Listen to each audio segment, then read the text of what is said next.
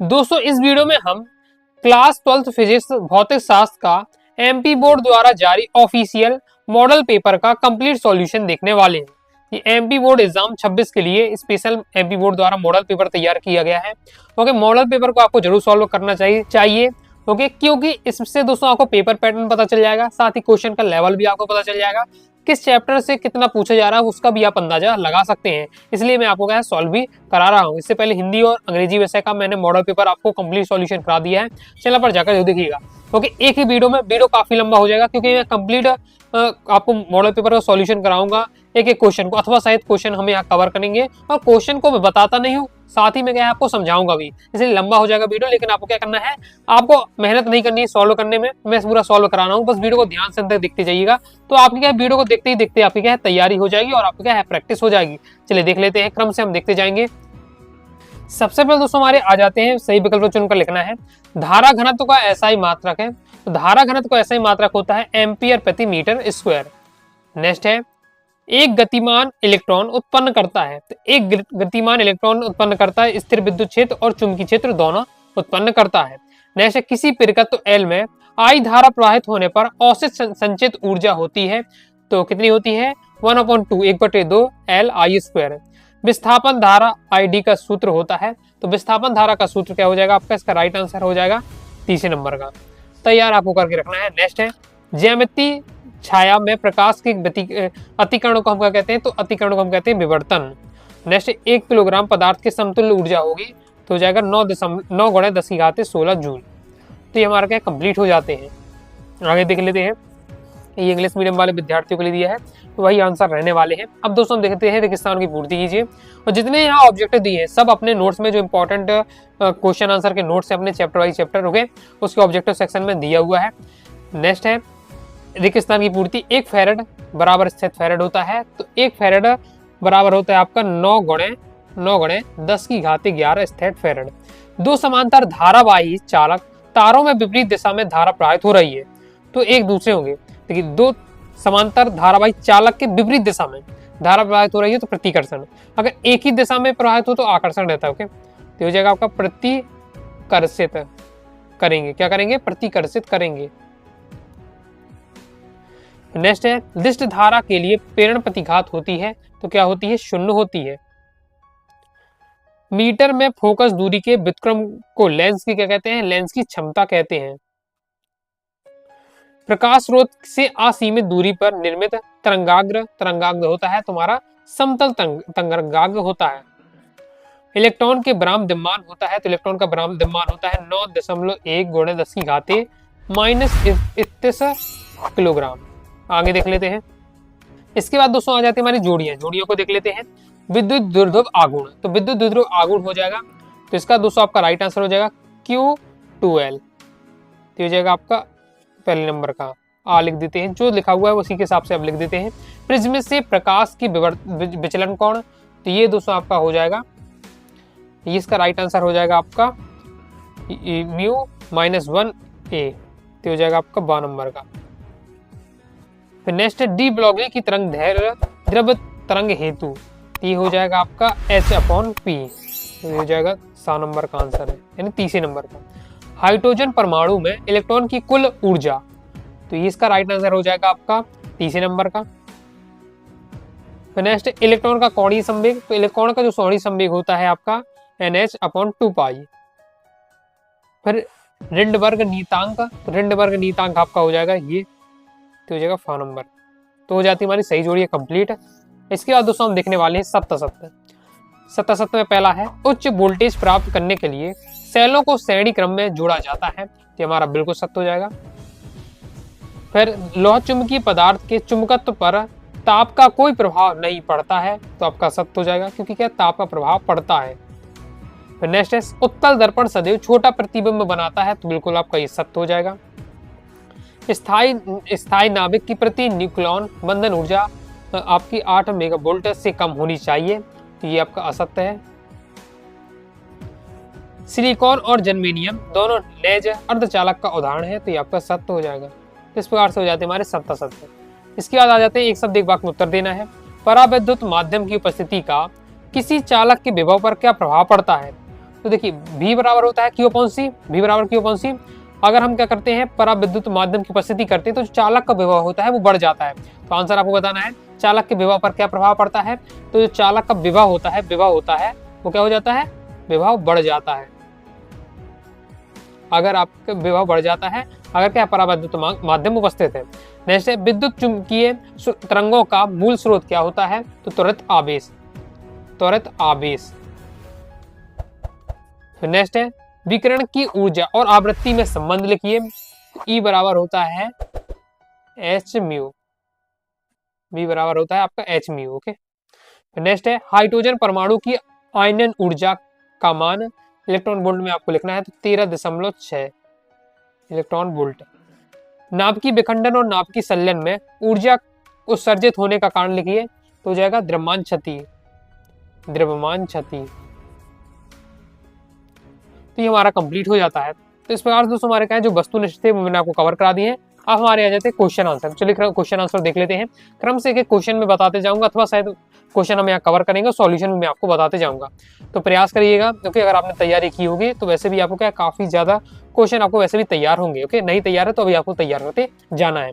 तो question number 6 में हमारा विद्युत फ्लक्स को परिभाषित कीजिए एवं इसका सूत्र लिखिए। अथवा में है किसी चालक की विद्युत धारिता को परिभाषित कीजिए और इसका SI मात्रक लिखिए। चलिए सॉल्यूशन हम देख लेते हैं। प्रॉपर सॉल्यूशन आपको आपके लिए तैयार किया गया है, तो जिस तरीके से आपको एग्जाम में लिखना चाहिए। पहले हम देख लेते हैं विद्युत फ्लक्स की परिभाषा हमसे पूछी जा रही है। तो किसी सतह से होकर गुजरने वाले विद्युत क्षेत्र रेखाओं की संख्या को विद्युत फ्लक्स कहा जाता है। ओके, याद कैसे रखना, डायरेक्ट आप इस प्रकार से याद रखिएगा कि कोई भी आपका एक विद्युत क्षेत्र है, विद्युत क्षेत्र में कोई भी क्या एक तल स्थित है।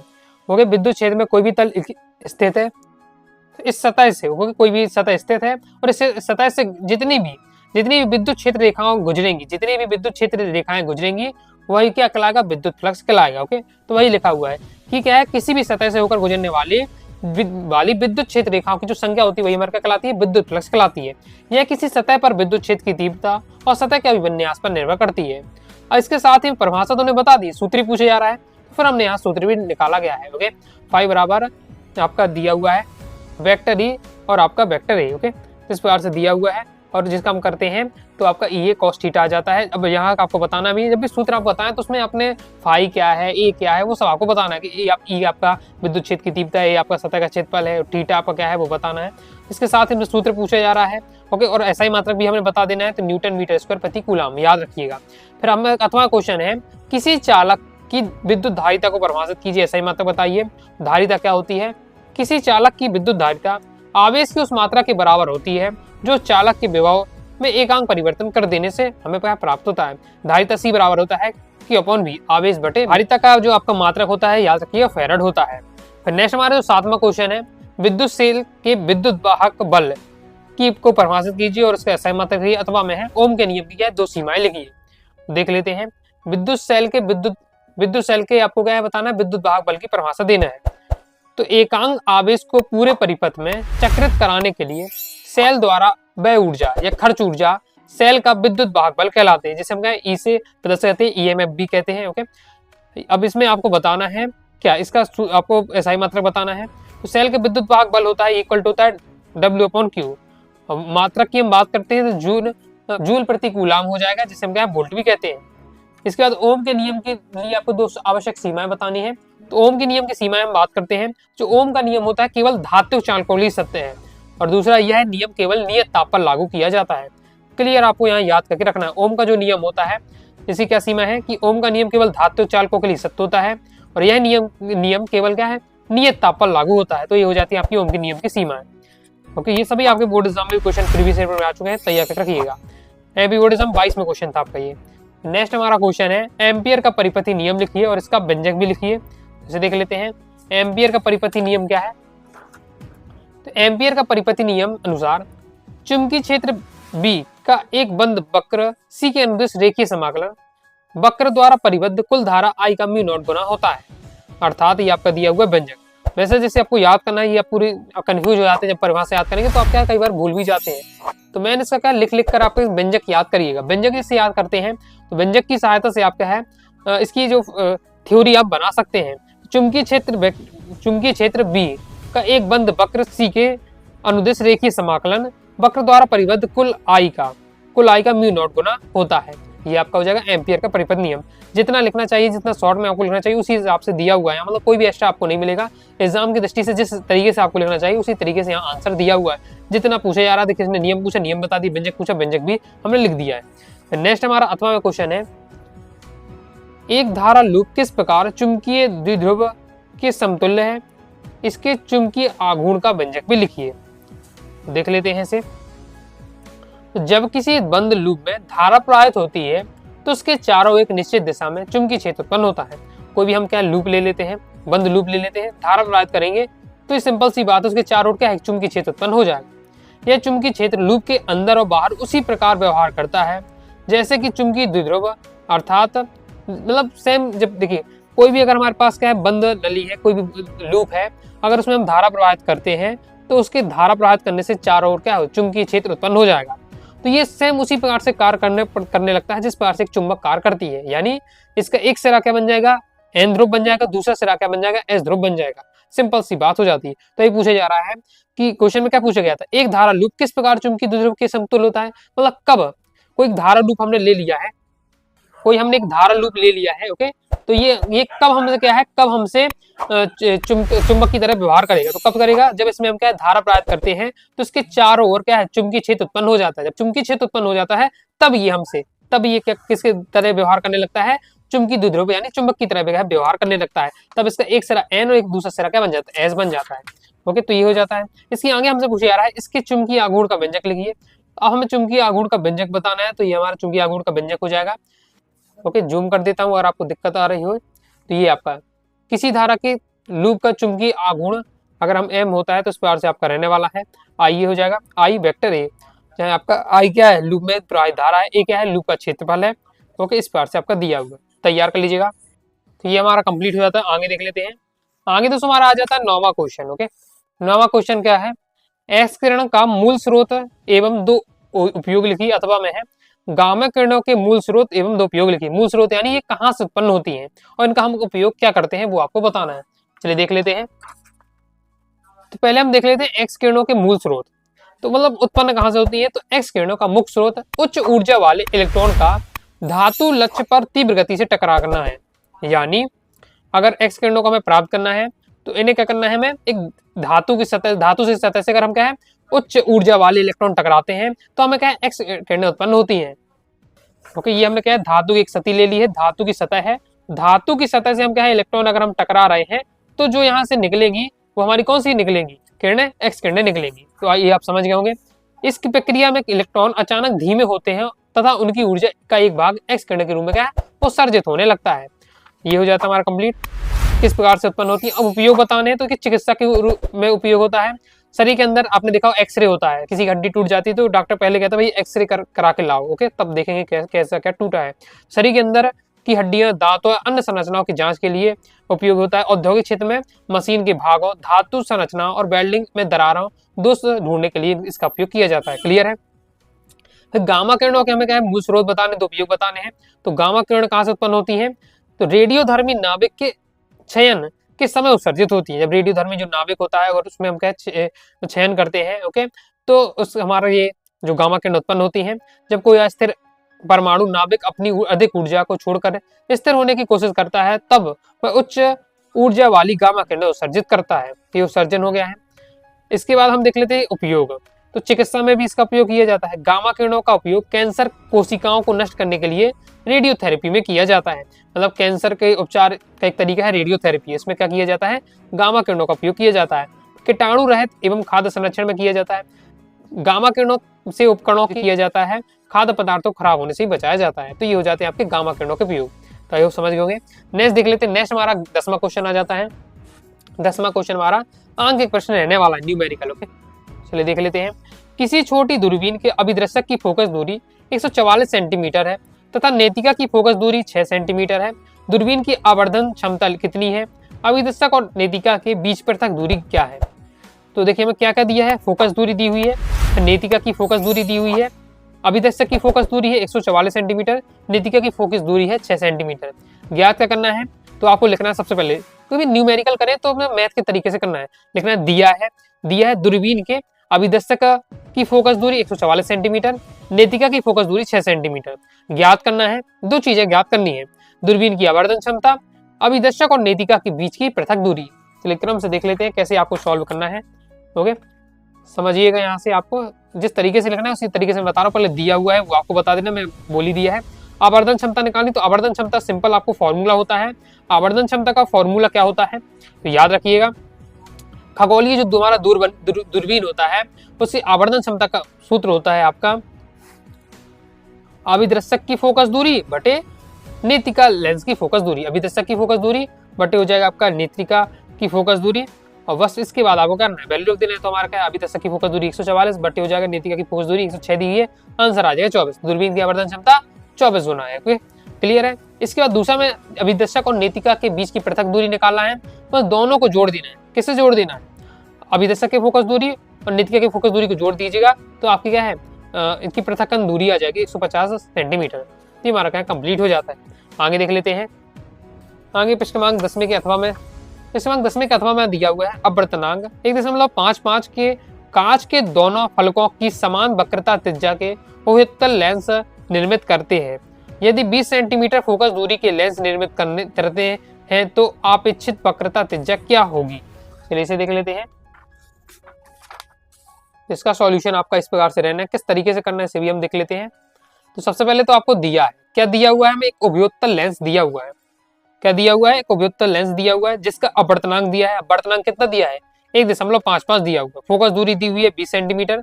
ओके, तो अब वक्रता त्रिज्या अगर आप समान है, क्या लिखा हुआ है यहाँ आपका दिया हुआ है दोनों फलकों की समान वक्रता त्रिज्या। समान वक्रता त्रिज्या क्वेश्चन में मेंशन किया जा रहा है, तो वक्रता त्रिज्या समान है यार, तो क्या हो जाएगा आपका, तो एक त्रिज्या हो जाएगी आपकी प्लस आर रहेगी, दूसरी त्रिज्या आपकी माइनस आर। ओके, एक धनात्मक ऋणात्मक। लेंस मेकर सूत्र आपको लगाने हैं। ओके, लेंस निर्माता सूत्र आपको ये होता है, जानते ही होंगे लेंस निर्माता सूत्र।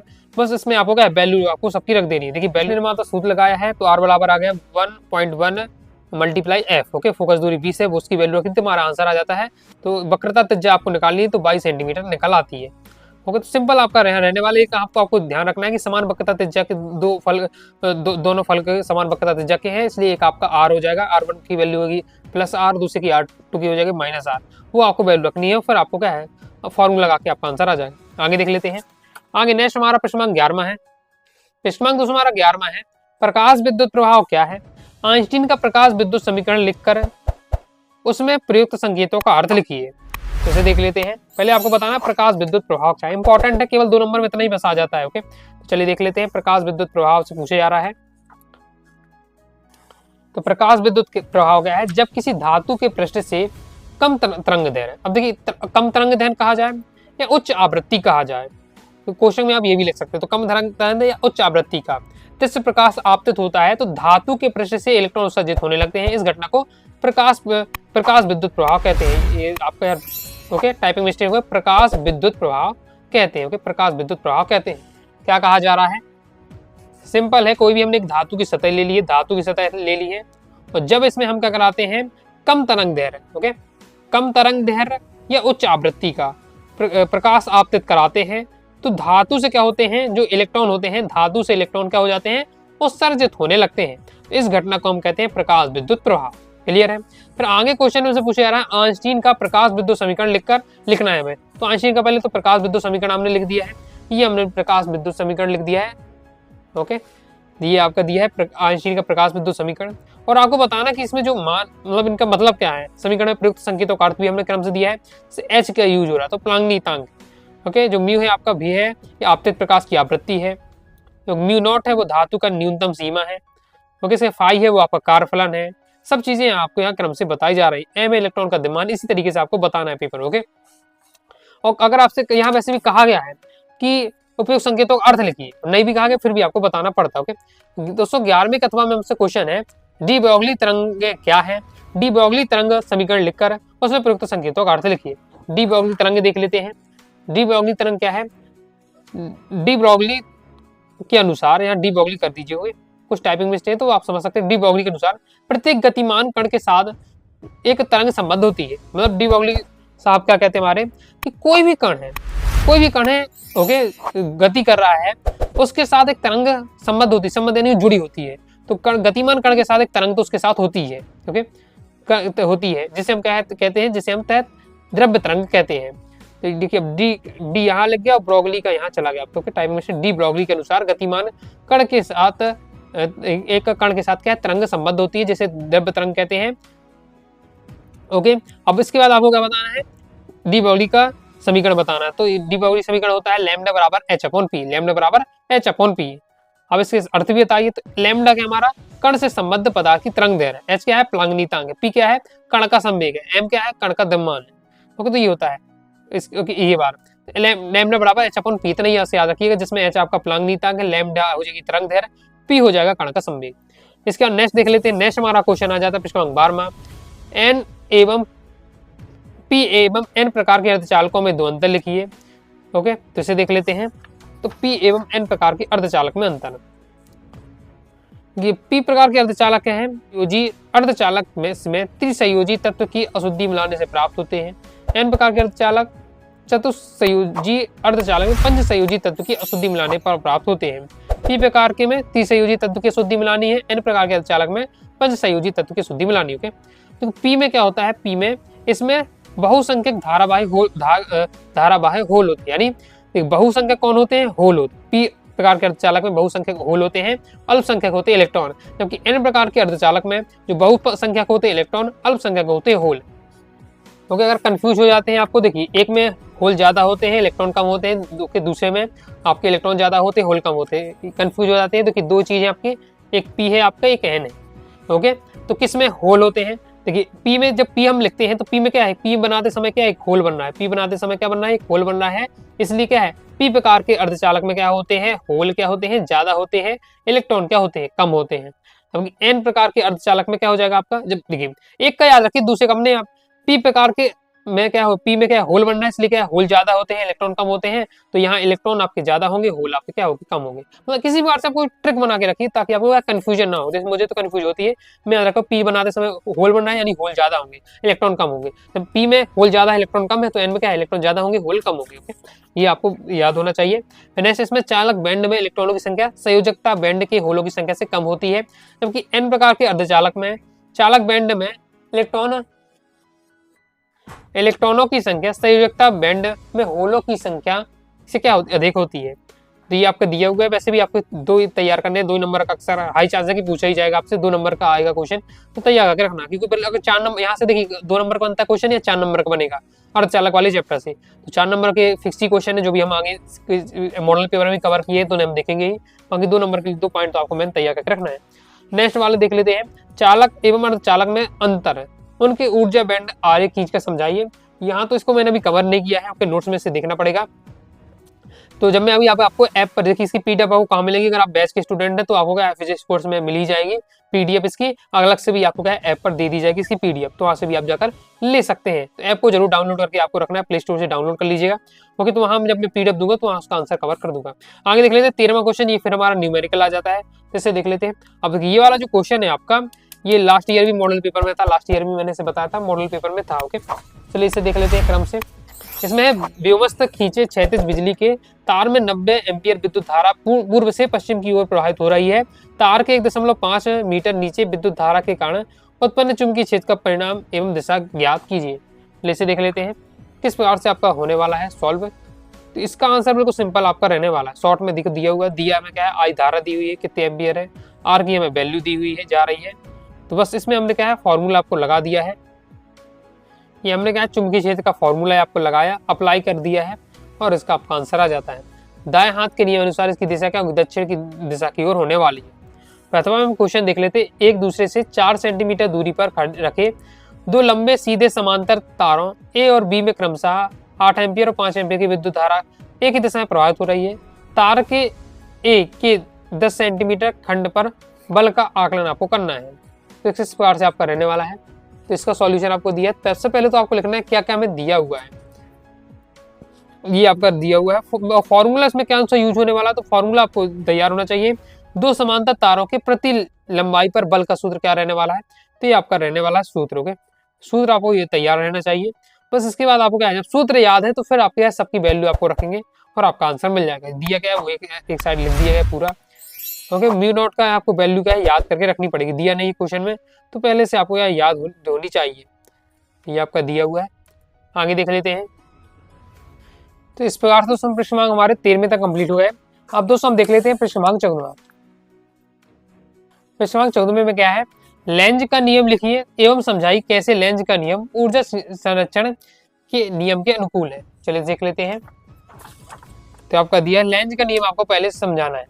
लेंज का नियम क्या होता है, विद्युत चुम्बकीय प्रेरण की सभी उदाहरणों में प्रेरित धारा की दिशा इस प्रकार होती है कि वह सदैव उस कारण का विरोध करती है जिससे वह उत्पन्न होती है। लेंज के नियम क्या कहता है कि विद्युत चुम्बकीय प्रेरण में प्रेरित धारा की दिशा, देखिए प्रेरित धारा की दिशा इस प्रकार होगी कि वह सदैव उस कारण का विरोध करती है जिससे क्या है वह स्वयं उत्पन्न हुई है। ये लेंज का नियम हो जाएगा। अब आपको बताना है कि लेंज का नियम ऊर्जा संरक्षण नियम के अनुकूल है, किस प्रकार से। तो लेंज के नियम से हम जानते हैं कि जब किसी कुंडली के पास चुंबक का उत्तरी अथवा दक्षिणी ध्रुव लाया जाता है तो कुंडली के पास वाला सिरा भी उत्तरी अथवा दक्षिणी ध्रुव बन जाता है, जो चुंबक के पास आने का क्या करता है, विरोध करता है, और यह प्रतिकर्षण बल के कारण होता है। चुंबक पर इस प्रतिकर्षण बल के विरुद्ध एक बाह्य बल कार्य करना पड़ता है जो कुंडली में संचित ऊर्जा के रूप में क्या होता है, संचित हो जाता है। अतः यह ऊर्जा केवल ऊर्जा क्या स्थानांतरण होती है, यही क्या ऊर्जा संरक्षण का नियम है। ओके, अगर आपको समझने में दिक्कत हो रही तो यहाँ से आप समझ सकते हैं। एक भी कोई कुंडली ले ली थी हमने, ये हमारी कुंडली हो जाती है। ओके, तो कुंडली के पास हम क्या कहलाते हैं, कुंडली के पास चुंबक का उत्तरी दक्षिणी ध्रुव लाया जाता है। तो ये हमने ले लिए चुंबक। ओके, तो जब हम क्या करते हैं कुंडली के पास कोई चुंबक लाते हैं तो जो एक कुंडली का क्या होता है, जो ध्रुव होता है, जब एन ध्रुव को लाते हैं तो ये भी एन ध्रुव की तरह व्यवहार करता है, एस ध्रुव को लाते हैं तो एस ध्रुव की तरह व्यवहार करता है। अब उसी तरह व्यवहार करते, जैसे एन को ला रहे हैं हम और एन की तरह व्यवहार कर रहा है। ओके, तो ये क्या होंगे, प्रतिकर्षित होंगे। ओके, ये इसके हम चुंबक यहाँ लगाएंगे, बल लगा रहे हैं। ओके, हम यहाँ बल लगा रहे हैं, इसको यहाँ भेज रहे हैं, लेकिन जो कुंडली होती है वो क्या करती है, इसको प्रतिकर्षित कर देती है, इसको दूर भगाती है। लेकिन हम क्या अपनी तरफ से बल लगा रहे हैं, जो हम अपना बल लगा रहे हैं ओके, वो बल कुंडली में क्या है, कुंडली में स्थितिज ऊर्जा के रूप में क्या संचित हो जाता है। यानी हमारा जो बल है, हमारी शक्ति वो बर्बाद नहीं हुई, वो कुंडली में क्या है, स्थित ऊर्जा के रूप में संचित हो गई है। इस प्रकार से हम कह सकते हैं कि जो आपका लेंज का नियम क्या है, ऊर्जा संरक्षण नियम के अनुकूल है। ओके, यही बातें यहाँ बताई जा रही हैं। आगे देख लेते हैं। नेक्स्ट अथवा हमारा क्वेश्चन है, फैराडे के विद्युत चुम्बकीय प्रेरण के नियम लिखिए तथा प्रेरित विद्युत वाहक बल के लिए सूत्र स्थापित कीजिए। अब देखिए फैराडे के विद्युत चुम्बकीय प्रेरण के नियम लिख दिया। अब देखिए फैराडे ने 2 नियम दिए। ओके, तो 2 नियम दिए। अब यहाँ तो पता नहीं है कि दूसरा नियम लिखिए पहला नियम, इसलिए दोस्तों आपको इस कंडीशन में आपको दोनों नियम को समझाना पड़ेगा। तो फैराडे के विद्युत चुम्बकीय प्रेरण संबंधी जो 2 नियम है, दोनों नियम को यहाँ आपको बताना पड़ेगा। फैराडे के हम दोनों नियम को देख लेते हैं, इस तरीके से आपको बताना है। फैराडे का ये प्रथम नियम दिया है कि जब किसी बंद परिपथ में बद्ध चुंबकीय फ्लक्स के मान में परिवर्तन होता है तो उस परिपथ में प्रेरित विद्युत वाहक बल उत्पन्न हो जाता है। उसका अस्तित्व तो उस समय तक रहता है जब तक कि चुंबकीय फ्लक्स में क्या परिवर्तन रहता है। पहला नियम सीधा कहता है कि कोई बंद परिपथ है, अगर उसमें हम क्या चुंबकीय फ्लक्स के मान में परिवर्तित कर रहे हैं, चुंबकीय फ्लक्स के मान में परिवर्तित कर रहे हैं, तो उस परिपथ में क्या प्रेरित विद्युत वाहक बल उत्पन्न हो जाएगा। और लेकिन तभी तक ये इसमें प्रेरित विद्युत वाहक बल तभी तक रहेगा जब तक हम क्या करते रहे, चुंबकीय फ्लक्स में मान में परिवर्तन करते रहे। ये पहला प्रथम नियम है। दूसरा नियम कहता है प्रेरित विद्युत वाहक बल का मान चुंबकीय फ्लक्स के परिवर्तन की दर के क्या होता है, अनुक्रमानुपाती होता है। यानी हम जितने ज्यादा क्या है चुंबकीय फ्लक्स में क्या परिवर्तन करते जाएंगे, हमारे जो प्रेरित विद्युत वाहक बल है हमारा वो क्या बढ़ता जाता है। इसकी भी देख लेते व्याख्या, वो भी आपको यहाँ बतानी है, तो क्रम से आपको दिया हुआ है, तो इसे आपको समझ लेना है, तैयार कर लीजिएगा। पूरा फैराडे का आपको क्रम से नियम पूरा बता दिया जा रहा है। अभी तो हमने जो 2 पॉइंट देखे, प्रथम नियम, द्वितीय नियम, ये थ्योरी था। ये रहने वाला आपको पूरा फैराडे का नियम, लास्ट में ये आपका रहने वाला फॉर्मूला, तो इसे आपको तैयार करके रखना है। आगे देख लेते हैं। आगे नेक्स्ट हमारा क्वेश्चन आ जाता है 15वां। ये भी न्यूमेरिकल हमारा रहने वाला अंक एक प्रश्न कि 100 पिको फैराड धारिता की संधारित्र 100 वोल्ट तक आवेशित किया गया है। संधारित्र पर संचित आवेश एवं ऊर्जा ज्ञात कीजिए। 2 चीजें आपको यहाँ भी ज्ञात करनी है, संधारित्र पर संचित आवेश और ऊर्जा। न्यूमेरिकल की हम बात करते हैं, अंकित प्रश्न तो दिखने में बहुत ज्यादा डिफिकल्ट लगते हैं, लेकिन अगर आपको कोई फॉर्मूला याद रहते हैं, जिसको भी आपको टॉपिक मुझे आ रहा है फॉर्मूला अप्लाई करते हैं, आसानी से आपका क्या आंसर आ जाएगा। तो ये हमें क्या समझ में आ रहा है, अभी हमने 2-3 न्यूमेरिकल देख चुके हैं, तो यही बात समझ में आती है, उससे संबंधित अगर फॉर्मूला याद है तो इसलिए मैं आपको आगे करूंगा भी, तो आपका मॉडल पेपर हो जाता है। आपकी तैयारी के लिए अगर आप क्या है अच्छे से तैयार करना चाहते हैं न्यूमेरिकल, ओके, तो आपको क्या फॉर्मूला तैयार होने चाहिए। तो आगे एक वीडियो लाऊंगा, इसमें एक ही वीडियो में सभी अध्यायों को मैं जो न्यूमेरिकल जिनसे बनते हैं ऐसे सूत्रों को एक ही साथ आपको बता दूंगा, उन्हें आप तैयार कर लीजिए, तो न्यूमेरिकल में आपको काफी हद तक आपको हेल्प मिलेगी। चलिए इस क्वेश्चन को हम सॉल्व कर लेते हैं, किस तरीके से आपको करना है। चलिए हम देख लेते हैं दिया क्या है हमें। दिया हुआ में धारिता दिया हुआ है, इसके साथ ही विभवांतर दिया हुआ है।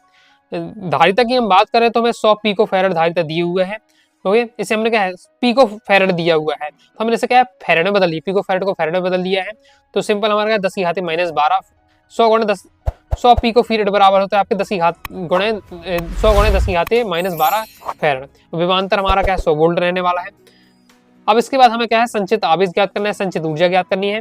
आवेश का हम फॉर्मूला जानते हैं, Q इक्वल टू हो जाएगा CV, Q इक्वल टू क्या हो जाएगा आवेश बराबर हो जाएगा ओके आपका धारिता गुणे विभव, तो बस धारिता गुणे विभव कर दिया, आपका ये आवेश आ जाता है। इसके बाद हम संचित ऊर्जा की बात करें तो संचित ऊर्जा का फॉर्मूला क्या होता है, U बराबर होता है 1/CV², 1/CV², 1/2 फिर आपका धारिता गुणे आपका विभव स्क्वायर, बस वो सी वैल्यू हमने रख दी है और ये हमारा आंसर आ जाता है। तो सिंपल आपका ये रहने वाला है। ओके, आगे देख लेते हैं अथवा वाला न्यूमेरिकल किस तरीके से रहने वाला है। 1 सेंटीमीटर त्रिज्या के धातु के खोखले गोले को 10 माइक्रो कूलाम आवेश दिया जाता है। गोले की सतह पर विभव एवं धारिता ज्ञात कीजिए। तो क्या ज्ञात करना है, हमें विभव यहाँ धारिता ज्ञात करनी है। दिया क्या है, सबसे पहले तो आपको वही लिखना चाहिए। तो हमें क्या गोले की त्रिज्या दी हुई है, गोले की त्रिज्या कितनी दी हुई है, तो गोले की त्रिज्या दी है 1 सेंटीमीटर, इसे हम मीटर में बदलेंगे तो 0.01 मीटर हो जाएगा। फिर हम इसके साथ ही आवेश दिया हुआ है, आवेश दिया है 10 माइक्रो कूलाम, इसे हम क्या है 10 माइक्रो कूलाम को कूलाम में बदलेंगे तो जाएगा 10 गुणे 10 की घात -6 कूलाम। अब इसके बाद हमें क्या ज्ञात करना है, धारिता और विभव ज्ञात करना है। तो धारिता कैसे करेंगे, गोले की धारिता बराबर होती है आपके इक्वल टू हो जाएगा आपका 4 पाई ε0 r, तो ये होता है फॉर्मूला। इसके बाद हमें क्या है वैल्यू रख देनी है। अब यहाँ ε0 की आपको क्या है वैल्यू याद होनी चाहिए, वो हमने लिख दी थी, हमारा आंसर आ जाएगा आपको। ओके, और इसे थोड़ा सॉल्व आपको कर लेना है।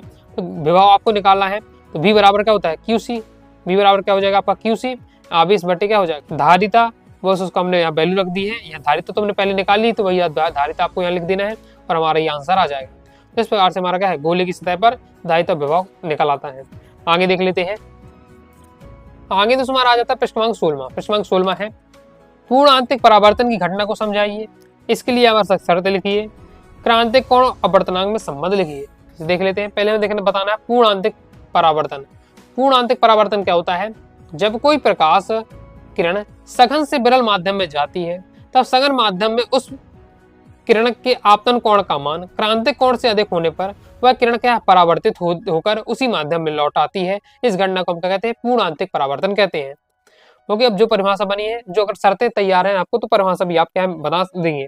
पहली शर्त रहती है जो प्रकाश किरण चले तो सघन से विरल माध्यम में जानी चाहिए, और यही उसकी शर्त हो जाती है कि प्रकाश किरण सघन माध्यम से क्या विरल माध्यम में जाना चाहिए। और जब सघन से माध्यम से आपतन कोण का मान क्रांतिक कोण से अधिक होना चाहिए। दूसरी कंडीशन क्या है, सघन माध्यम में आपतन कोण का मान क्रांतिक कोण से अधिक होना चाहिए। तो क्या होता है, तो वह किरण क्या परावर्तित होकर उसी माध्यम में लौट आती, इसे पूर्ण आंतरिक परावर्तन कहते हैं। और ये हमारी क्या है शर्तें बन जाती है, प्रकाश किरण सघन माध्यम से विरल माध्यम में जाए, सघन माध्यम में आपतन कोण का मान क्रांतिक कोण से अधिक हो, यही उसकी शर्त हो जाती है। नेक्स्ट हमें बताना है आप क्रांतिक कोण और अपवर्तनांक में संबंध। तो पहले क्रांतिक कोण क्या होता है, तो क्रांतिक कोण वह आपतन कोण है जिसमें अपवर्तन कोण क्या 90 डिग्री हो जाए, वो आपका क्या क्रांतिक कोण कहलाता है। संबंध हमें बताना है, तो ये रहने वाला है जब प्रकाश सघन माध्यम यानी अपवर्तनांक N1 से दुर्बल माध्यम अपवर्तनांक N2 में जाए, तब क्या हो जाएगा sin C बराबर N2/NC। ओके, इस प्रकार से आपका रहने। अब दुर्बल माध्यम में वायु हो तो अगर क्या इसकी वैल्यू 1 हो जाएगी, तो इस प्रकार sin C बराबर हो जाएगा 1/N, जहाँ N हमारा क्या सघन माध्यम में अपवर्तनांक है, यही हमारा क्या क्रांतिक कोण अपवर्तनांक में संबंध हो जाता है। कंप्लीट। अब नेक्स्ट देख लेते हैं, अथवा हमारे से क्वेश्चन है सघन माध्यम में स्थित वस्तु की वास्तविक गहराई आभासी गहराई और माध्यम के अपवर्तनांक में मध्य संबंध स्थापित करना है। मैंने आपको यहाँ क्या है वास्तविक गहराई और आभासी गहराई में संबंध स्थापित करना है। वास्तविक गहराई आभासी गहराई क्या है कि जैसे इसकी हम बात करते हैं, तो यदि क्या आप कांच के गिलास लेते हैं, उसमें कोई भी आप क्या सिक्का डालते हैं, तो जो सिक्का देखेंगे तो आपको थोड़ा उठा हुआ समझ में आएगा। ओके, तो उठा हुआ समझ में आएगा। यानी आपको जो गहराई दिखेगी वो कम गहराई दिखेगी, जबकि जो सिक्का गया है नीचे बहुत ज़्यादा क्या है, तल नीचे तक गया हुआ है, उसकी गहराई ज़्यादा है, लेकिन आपको क्या है कम गहराई दिखाएगी। तो ये आपकी जो आपको दिख रहा है वो आपको क्या है आभासी गहराई है, जबकि जो वास्तविक उसकी गहराई अलग होगी, ज़्यादा होगी। ओके, तो इसमें हमें क्या एक बार संबंध बताना है। इसका कैसे क्या सॉल्व करना है, तो इसका पहले आपका डायग्राम रहने वाला इस तरीके से, जैसे थोड़ा सा समझ लेते हैं। ओके, अगर आपने बाकी चैप्टर वाइज चैप्टर के नोट्स लिए इसमें दिया हुआ है, तैयार कर लीजिएगा। ये हमारे से बीकर ले लिया, पानी भरा हुआ है, हमने यहाँ कोई वस्तु हमारी रखी हुई है। ओके, कोई भी वस्तु रखी हुई है, यहाँ पी पॉइंट पर कोई वस्तु रख दी हुई है, तो हम देख रहे हैं। तो यहाँ से हम देखते हैं जैसे वस्तु से दो किरण चलती हैं। ओके, ये इस तरह की किरण चल के ये लौट कर इस पॉइंट पर आती है, और एक किरण आपकी सीधी चली जाती है। दोनों किरणें के यहाँ मिलती है, इस पॉइंट में मिलती है, तो जहाँ क्या है वस्तु का प्रतिबिंब है। तो वस्तु कौन है, वास्तविक वस्तु पी है, लेकिन जो प्रतिबिंब बन रहा है वस्तु का पी डैश पर बन रहा है। हम ऊपर से देखेंगे तो हमें पी डैश दिखेगा, तो हमें क्या है ये आभासी, हमें क्या है इसकी गहराई समझ में आएगी, यानी हमें क्या आभासी वस्तु ये आपकी पी डैश रहने वाली है। इस प्रकार से आपको लिखना है। लिखने का तरीका क्या रहने वाला है, सॉल्व करना है तो ये रहने वाला है कि माना एक वस्तु क्या है पी सघन माध्यम से में स्थित है, जिसे एक प्रेक्षक विरल माध्यम से वायु से देख रहा है। ओके, पी से चलने वाली किरण पी क्यू पर आपतित होकर के अभिलंब एम एन से क्या दूर हटकर क्यू आर दिशा में से चली जाती है। दूसरी किरण क्या है जो पी ओ लंबवत आपतित होती है, जो बिना किसी विचलन के क्या है ओ एल की दिशा में क्या चली जाती है, यानी सीधी चली जाती है। दोनों किरणों का हम पीछे बढ़ाते हैं। ओके, पीछे हम दोनों किरणों को बढ़ाते हैं तो पी डैश पर मिलती है। इस प्रकार से मैं ये बेसिक थ्योरी रहने वाली है जो हमने क्या डायग्राम में किया है। तो आपतन कोण हमारा क्या हो जाएगा, अब यहाँ हम देखते हैं आपतन कोण, ये आपका ये क्या है आपकी आपतन एकांतर कोण है, तो ये अगर ये आपका आई है तो ये भी आपका आई रहने वाला है। इसी प्रकार से हम देखें आर की बात करें तो ये वाला एंगल और ये वाला एंगल आपका क्या है संगत कोण रहने वाले हैं, तो ये आपके बराबर रहने वाले हैं।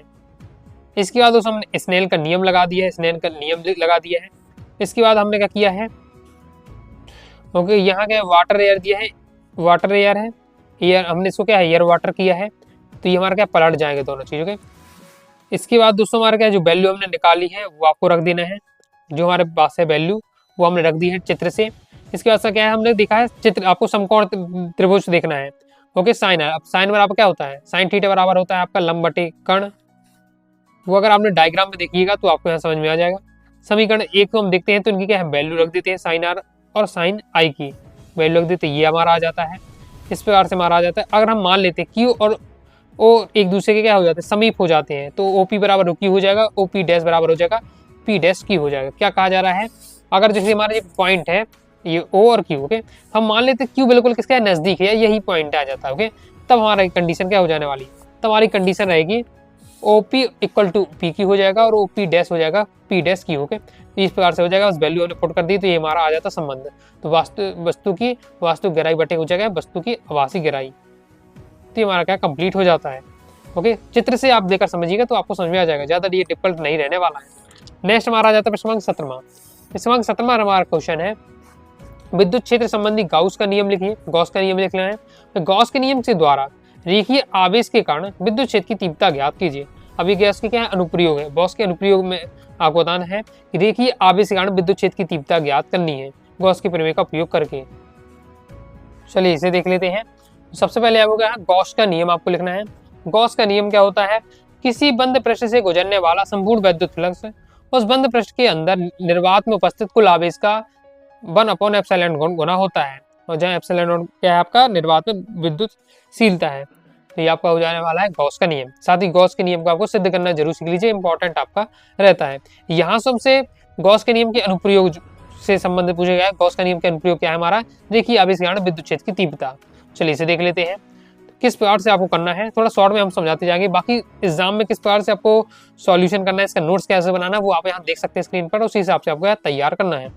तो हमें एक रेखीय आवेश लेना है, एक हमने ले लिए है, एक एल लंबाई का हमने क्या ले लिया है, एक पतला तार ले लिया है। एल लंबाई का हमने एक लंबा पतला तार ले लिया है, जिसमें हमने क्या है प्लस क्यू आवेश दिया हुआ है। वही हमने जो बात डायग्राम बना रहे हैं वही आपको लिखना है। अतः चालक पर रेखीय आवेश वितरण हो जाएगा। चालक पर रेखीय आवेश घनत्व क्या हो जाएगा, रेखीय आवेश घनत्व लैम्डा बराबर हो जाएगा हमारा Q/L। रेखीय आवेश घनत्व क्या है, एक ही आवेश घनत्व होता है एकांक लंबाई। ओके, एकांक लंबाई में जितना आवेश उपस्थित होता है वही हमारा रेखीय आवेश घनत्व कहलाता है। तो ये इस प्रकार से हमारा हो जाएगा लैम्डा बराबर हो जाएगा Q/L। ओके, इसके बाद नेक्स्ट देख लेते हैं। और यहाँ हमने कहा है कि आपका जो एल लंबाई का एक पतला तार है उसे कुछ दूरी पर एक बिंदु पी ले लिए, जिस पर हमें क्या करना है, विद्युत क्षेत्र की हमें क्या है, तीव्रता निकालनी है। ठीक है, तो माना चालक के आर दूरी पर एक बिंदु पी लिया गया है, जिसके चालक के आवेश के कारण विद्युत क्षेत्र की हमें क्या है, तीव्रता ज्ञात करनी है। जो हम डायग्राम बना रहे हैं ओके, वही बातें आपको है यहाँ लिखते भी जाना है। इसके बाद किस प्रकार से बताना है आपको, माना बिंदु पी पर एक बंद पृष्ठ इस पर स्थित है। इस पृष्ठ पर एक सूक्ष्म क्षेत्र पृष्ठ ds लिया गया है। गाउसियन पृष्ठ का उपयोग करके बेलनाकार पृष्ठ जो कि बेलनाकार पृष्ठ है संबंधित कुल फ्लक्स आपको हो जाएगा। अब पहले हम समझ लेते कि यहाँ तो हमारी बात हो रही थी रेखीय आवेश की, एक हमने क्या लंबा तार लिया हुआ था, तो ये हमें क्या बेलन क्यों बनाना पड़ा, इस पृष्ठ को हमने इस प्रकार से क्या बंद क्यों किया। तो हम जानते हैं कि जो गॉस का नियम होता है बंद पृष्ठ पर, देखिए गॉस का नियम ही कहता है, तो उसकी कंडीशन है कि बंद पृष्ठ होना चाहिए। जहां भी हम इसका यूज कर रहे हैं, गॉस का नियम कब लागू हुआ, जब बंद पृष्ठ होगा, इसलिए हमने क्या इसे बंद पृष्ठ बना दिया है। ओके, और इसके साथ ही कैसे निकाला जाता है, कोई एक हम क्या है छोटा सा क्षेत्र ले लेते हैं, उस पर हम निकाल लेते हैं ओके विद्युत क्षेत्र की तीव्रता, फिर उसके बाद हम क्या है समाकलन कर देते हैं, हमारा क्या संपूर्ण पर आ जाता है। इसलिए हमने क्या है लिख दिया गया है कि इस पृष्ठ पर एक सूक्ष्म पृष्ठ ds लिया गया है। पहले हम क्या है सूक्ष्म पृष्ठ के लिए निकाल लेंगे, फिर उसका समाकलन कर देंगे तो संपूर्ण पृष्ठ के लिए आ जाएगा। इस प्रकार से हम करते हैं, तो ये हमारा दिया रहने वाला है। ओके, गॉस के प्रमेय का हम उपयोग करते हैं, ई ds हो जाएगा। ओके, सॉल्व करते हैं तो ई ds cos थीटा आ जाता है। समाकलन कर थीटा की वैल्यू हमारी 0 रहने वाली है। क्यों रहने वाली है, क्योंकि ये हमारे एक ही दिशा में रहने वाले। तो विद्युत क्षेत्र की तीव्रता बिंदु की दिशा एक ही दिशा में है, इसलिए हमारा क्या थीटा बराबर क्या हो जाएगा 0 हमारा रहने वाला, तो cos 0 हो जाएगा। ओके, इसके बाद हमारा ये आपका निकलने वाला है। अब हमारा इसके बाद क्या करना है हमें, ये बेलन का पृष्ठ है, वक्र पृष्ठ क्या होता है 2 पाई RL होता है, बेलन का वक्र पृष्ठ क्या होता है 2 पाई RL होता है, उसकी हमने क्या वैल्यू रख दी है। गॉस का नियम हम जानते हैं, गॉस का नियम हमारा ये होता है, और ये हमने देख लेते हैं समीकरण 2 नाम को दिया था, समीकरण 2 और 3 की तुलना कीजिए तो ये आपको बराबर रहने वाला है, LHS तो RHS भी बराबर हो जाएंगे, और इस प्रकार से हमारा क्या है ये आप जाता आ जाए। अभी हमने इसके सबसे पहले शुरू में लिखा भी था कि Q बराबर क्या होता है लैम्डा L होता है, तो बस उसकी वैल्यू रख दी और हमारा ये व्यंजक आ जाता है। तो ये हमारा व्यंजक रहने वाला है। कौन सा व्यंजक रहने वाला है कि गॉस के नियम का उपयोग करके हमने क्या रेखीय आवेश के कारण किसी बिंदु पर विद्युत क्षेत्र की तीव्रता निकाली। इसके बाद दोस्तों हमारा अथवा क्वेश्चन है, विद्युत विभव की परिभाषा लिखिए, किसी बिंदु आवेश के कारण किसी बिंदु पर विद्युत विभव ज्ञात कीजिए। चलिए इसका सॉल्यूशन हम देख लेते हैं। पहले तो हमें बताना है विद्युत विभव क्या रहने वाला है। विद्युत विभव क्या है, तो विद्युत क्षेत्र में किसी बिंदु पर विद्युत विभव उस कारक के बराबर होता है जो एकांक धन आवेश को अनंत से तक उस बिंदु पर तक लाने में क्या कार्य करना पड़ता है। यानी एकांक धन आवेश को अनंत से बिंदु पर लाने पर जो कार्य हमें करना पड़ता है वो हमारा क्या कहलाएगा विद्युत विभव कहलाएगा। और हमें निकालना है बिंदु आवेश के कारण किसी बिंदु पर विद्युत विभव के लिए व्यंजक। जिस तरीके से एग्जाम में लिखना चाहिए उसी तरीके से यहाँ मैंने पूरा सॉल्यूशन आपके लिए तैयार किया गया है, ताकि आप समझ सके ओके कि किस तरीके से हमें क्या है इस एग्जाम अगर ये हमारा आ जाता है तो किस बार से आपको व्यंजक निकालना है। तो देख लेते हैं किस बार से आपको लिखना है। देखिए जो डायग्राम है जिस तरीके से हम बनाते हैं वही आपको बताना पड़ता है। क्वेश्चन है कि माना किसी बिंदु ओ पर क्या है प्लस Q आवेश रखा है, इससे कुछ दूरी पर हमारा क्या है R दूरी पर क्या है विद्युत क्षेत्र के एक बिंदु P पर हमें क्या करना है विद्युत विभव ज्ञात करना है। एक बिंदु है O जिस पर क्या है Q आवेश है, इससे कुछ दूरी यानी R दूरी पर विद्युत क्षेत्र के एक बिंदु P पर हमें क्या है विद्युत विभव ज्ञात करना है। हमने क्या मान लिया है, माना बिंदु O से x दूरी पर OP रेखा एक बिंदु क्या है P परीक्षण आवेश Q नॉट स्थित है, तब इसके बीच क्या है लगने वाला बल हमारा क्या हो जाएगा ये बराबर हो जाएगा F इक्वल टू क्या है 1/4 पाई एप्सिलॉन नॉट के Q not upon x square, जहाँ के आपका क्या है माध्यम का परावैद्युतांक है। आगे किस प्रकार से सॉल्व करना चाहिए आपका दिया हुआ है। आवेश Q नॉट को A से B तक ds दूरी तक लाने में कार्य किया जाता है, तो ये आपका दिया है कार्य बराबर क्या हो जाएगा आपका बल गुणे विस्थापन, तो ये आपका दिया हुआ बल गुणे विस्थापन हमारा दिया हुआ है। फिर परीक्षण आवेश को अनंत से P तक लाने में किया गया कार्य दिया गया है, और हमने यहाँ से क्या इसकी सीमा लिमिट दिखा के ही बताया जा रहा है कि कहाँ से कहाँ तक कार्य करना पड़ जा रहा है। ओके, तो अनंत से हमें क्या R दूरी पर लाना है। फिर समीकरण 1 से हम क्या करते हैं F का जो मान रख देते हैं। F का जो हमारा सबसे पहले समीकरण 1 में मान निकाला था वो हमने क्या है वैल्यू पुट कर दी है। इसके बाद पूरा हमारा क्या है सॉल्व कर दिया गया है। ओके, जो हमारा कांस्टेंट टर्म है वो उसको बाहर लिख लिया है, बाकी जिसका समाकलन करने वाला है तो वो हमने यहाँ कर लिया है। इसके बाद क्या होता है हमारा x की पावर -2 dx है, तो ये हमारा क्या फॉर्मूला होता है, ये फॉर्मूला होता है, उसकी सहायता से हमारा ये निकल कर आ जाता है कि x की पावर n dx का जो समाकलन का फॉर्मूला क्या होता है, x की पावर n+1 अपॉन n+1, बस इसका फॉर्मूला का उपयोग किया गया है। बाकी फिर हमारे क्या समाकलन किया है, अगर आपने कभी गणित में अध्ययन के अध्याय जो 7 है आपका समाकलन, उसे तैयार किया है तो आपको ये समाकलन रहने वाला है, फिर मैथ का पूरा टर्म रहने वाला है। इसके आगे आपका ये दिया हुआ सॉल्यूशन देख लीजिएगा। अब बिंदु P पर विभव हमारा V इक्वल टू क्या हो जाएगा, W/Q0, वैल्यू हमने यहाँ पुट कर दी है, तो ये हमारा निकल कर आ जाता है। यदि आवेश के बीच का उनका माध्यम क्या वायु या निर्वात हो तो K की वैल्यू 1 हो जाएगी, तो यह निकल कर आ जाता है। तो यही हमारा रहने वाला है। किसी बिंदु आवेश के कारण किसी बिंदु पर विद्युत विभव, आगे देख लेते हैं। नेक्स्ट दोस्तों हमारा आ जाता है प्रश्नांक 18वां। प्रश्नांक दोस्तों हमारा 18वां है, प्रत्यावर्ती धारा डायनेमो जनित्र का वर्णन निम्नलिखित शीर्षों के अंतर्गत करना है, सिद्धांत बताना है, नामांकित चित्र बनाना है और कार्यविधि आपको बतानी है। अभी ये क्वेश्चन एमपीबोर्ड एग्जाम 25 में आया था, चलिए देख लेते हैं इसे। चलिए इसका सॉल्यूशन क्रम से देख लेते हैं कैसे एग्जाम में आपको करना है। ये क्वेश्चन एमपीबोर्ड एग्जाम 20 में आया था, 22 में आ चुका है और 25 में आपका आया था। ओके, एसी जनरेटर क्या है, तो वह युक्ति होता है जब एसी जनरेटर का है या आपका क्या कहा जाए, प्रत्यावर्ती धारा डायनेमो या जनित्र कहा जाए। देखिए सब बात रहने वाली है एसी जनरेटर। तो वह युक्ति जो यांत्रिक ऊर्जा को विद्युत ऊर्जा में परिवर्तित कर देती है, एसी जनरेटर कहलाती है। और इस यह किस सिद्धांत पर आधारित होती है, विद्युत चुंबकीय प्रेरण के सिद्धांत पर क्या होती है, आधारित होती है। याद रखिए ऑब्जेक्ट पूछा जाता है एसी जनरेटर या का प्रत्यावर्ती जनित्र किस सिद्धांत पर आधारित है, विद्युत चुंबकीय प्रेरण के सिद्धांत पर आधारित होता है।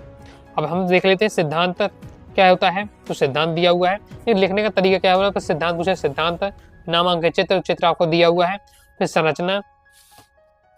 यहाँ दोस्तों हमसे क्या है, संरचना नहीं पूछी जाती है, मैंने आपको क्या सिद्धांत और चित्र और कार्यविधि पूछी जाती है। संरचना नहीं पूछी जा रही तो आपको नहीं लिखना है, सीधे आपको कार्यविधि पूछी जा रही है तो कार्यविधि आपको बतानी है किस प्रकार से ये कार्य करता है। शॉर्ट में रूल सिंपल आपका दिया हुआ है, तो यही आपको यही तरीके से आपको एग्जाम लिखना है। तो जब किसी, अब सिद्धांत आपका दिया हुआ है कि जब किसी कुंडली को चुंबकीय क्षेत्र में घुमाया जाता है तब उससे संबद्ध फ्लक्स में परिवर्तित होता है, परिणाम स्वरूप उस कुंडली में क्या प्रेरित विद्युत वाहक बल क्या उत्पन्न हो जाता है। इस प्रेरित विद्युत वाहक बल से कुंडली में प्रेरित धारा उत्पन्न हो जाती है। इस प्रेरित धारा की दिशा लेंज के नियम अथवा फ्लेमिंग के दाएं हाथ के नियम अनुसार ज्ञात की जाती है। इसे एसी जनरेटर का क्या है, यही सिद्धांत होता है। तो इसके क्या है, कार्यविधि दी है, तो तैयार अच्छे से आपको कर लेना है, सिंपल आपका रहने वाला है। ओके, मतलब एक बार आप पढ़ेंगे तो आपसे जरूर बन जाएगा और एक बार डायग्राम की प्रैक्टिस कर लीजिएगा। बाकी अभी आपके एमपी एग्जाम 26 में बात करें तो बहुत कम चांस आपके रहने वाले हैं आने के कि आपकी बोर्ड एग्जाम में आ जाए, क्योंकि अभी आपका एमपी एग्जाम 25 में आया था तो एकदम रिपीट होने का चांस कम रहने वाला है। बाकी अन्य क्वेश्चन इसमें लाइन में लगे हुए तो वो आगे मैं बताऊंगा कौन सा आपको क्या पढ़ना है, इसमें भी आपको क्या कभी फोकस करना है। बाकी बहुत ज्यादा सिंपल एक बार पढ़ेंगे तो आपको क्या तैयार हो जाएगा। आगे देख लेते हैं।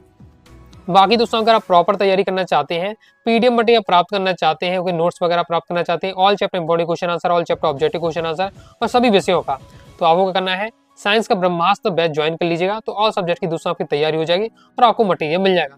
प्ले स्टोर से अनुराग साड़ी क्लासेस ऐप डाउनलोड कर लीजिएगा और वहां से दोस्तों आपको साइंस ब्रह्मास्त्र बैच ज्वाइन कर लेना है।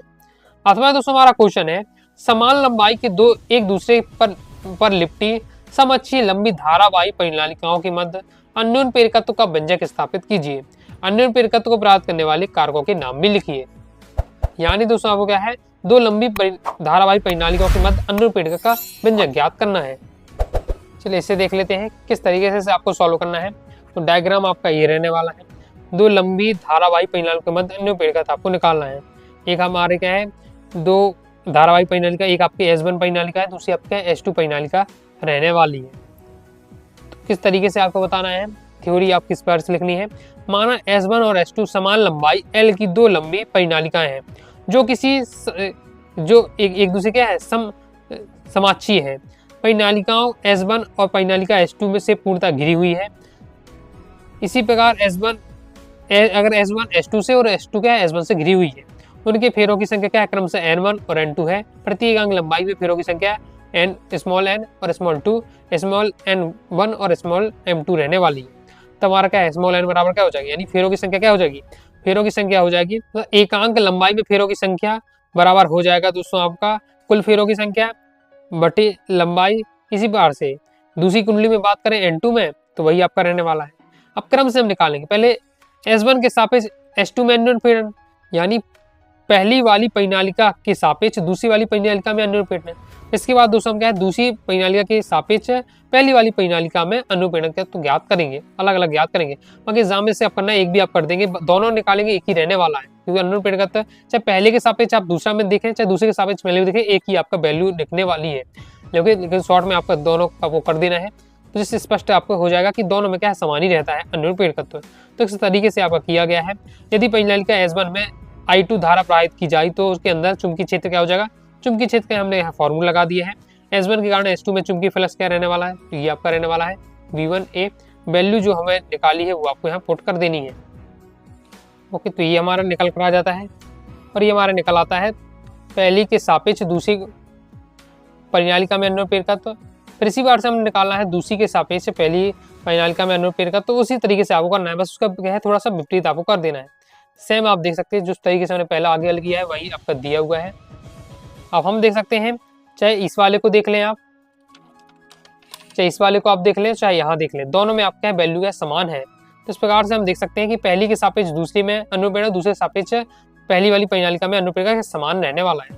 तो यही आपका रहने वाला है अनुपीड़कत्व व्यंजक। अब हमें यहाँ बताना है अनुपीड़कत्व को प्राप्त करने वाले कारक कौन कौन से कारक प्रभावित करते हैं। आप वो फॉर्मूला देख सकते हैं। पहले माध्यम के निरपेक्ष चुंबकीयशीलता में, फिर दोनों परिनालिकाओं के फेरों की संख्या पर, इसके साथ प्राथमिक परिनालिका की लंबाई और द्वितीयक परिनालिका के अनुप्रस्थ काट के क्षेत्रफल पर, इन पर क्या हमारा क्या अनुपीड़कत्व प्रभावित करने वाली क्या आपके कारक हो जाते हैं, या इन पर अनुपीड़कत्व है निर्भर करता है, प्रभावित करते हैं या निर्भर का एक ही बात रहने वाली है। और कैसे पता, फॉर्मूला के माध्यम से आप देख सकते हैं, जो हमने व्यंजक निकाला उससे आप देख सकते हैं। तो हमारा कंप्लीट हो जाता है। आगे देख लेते हैं।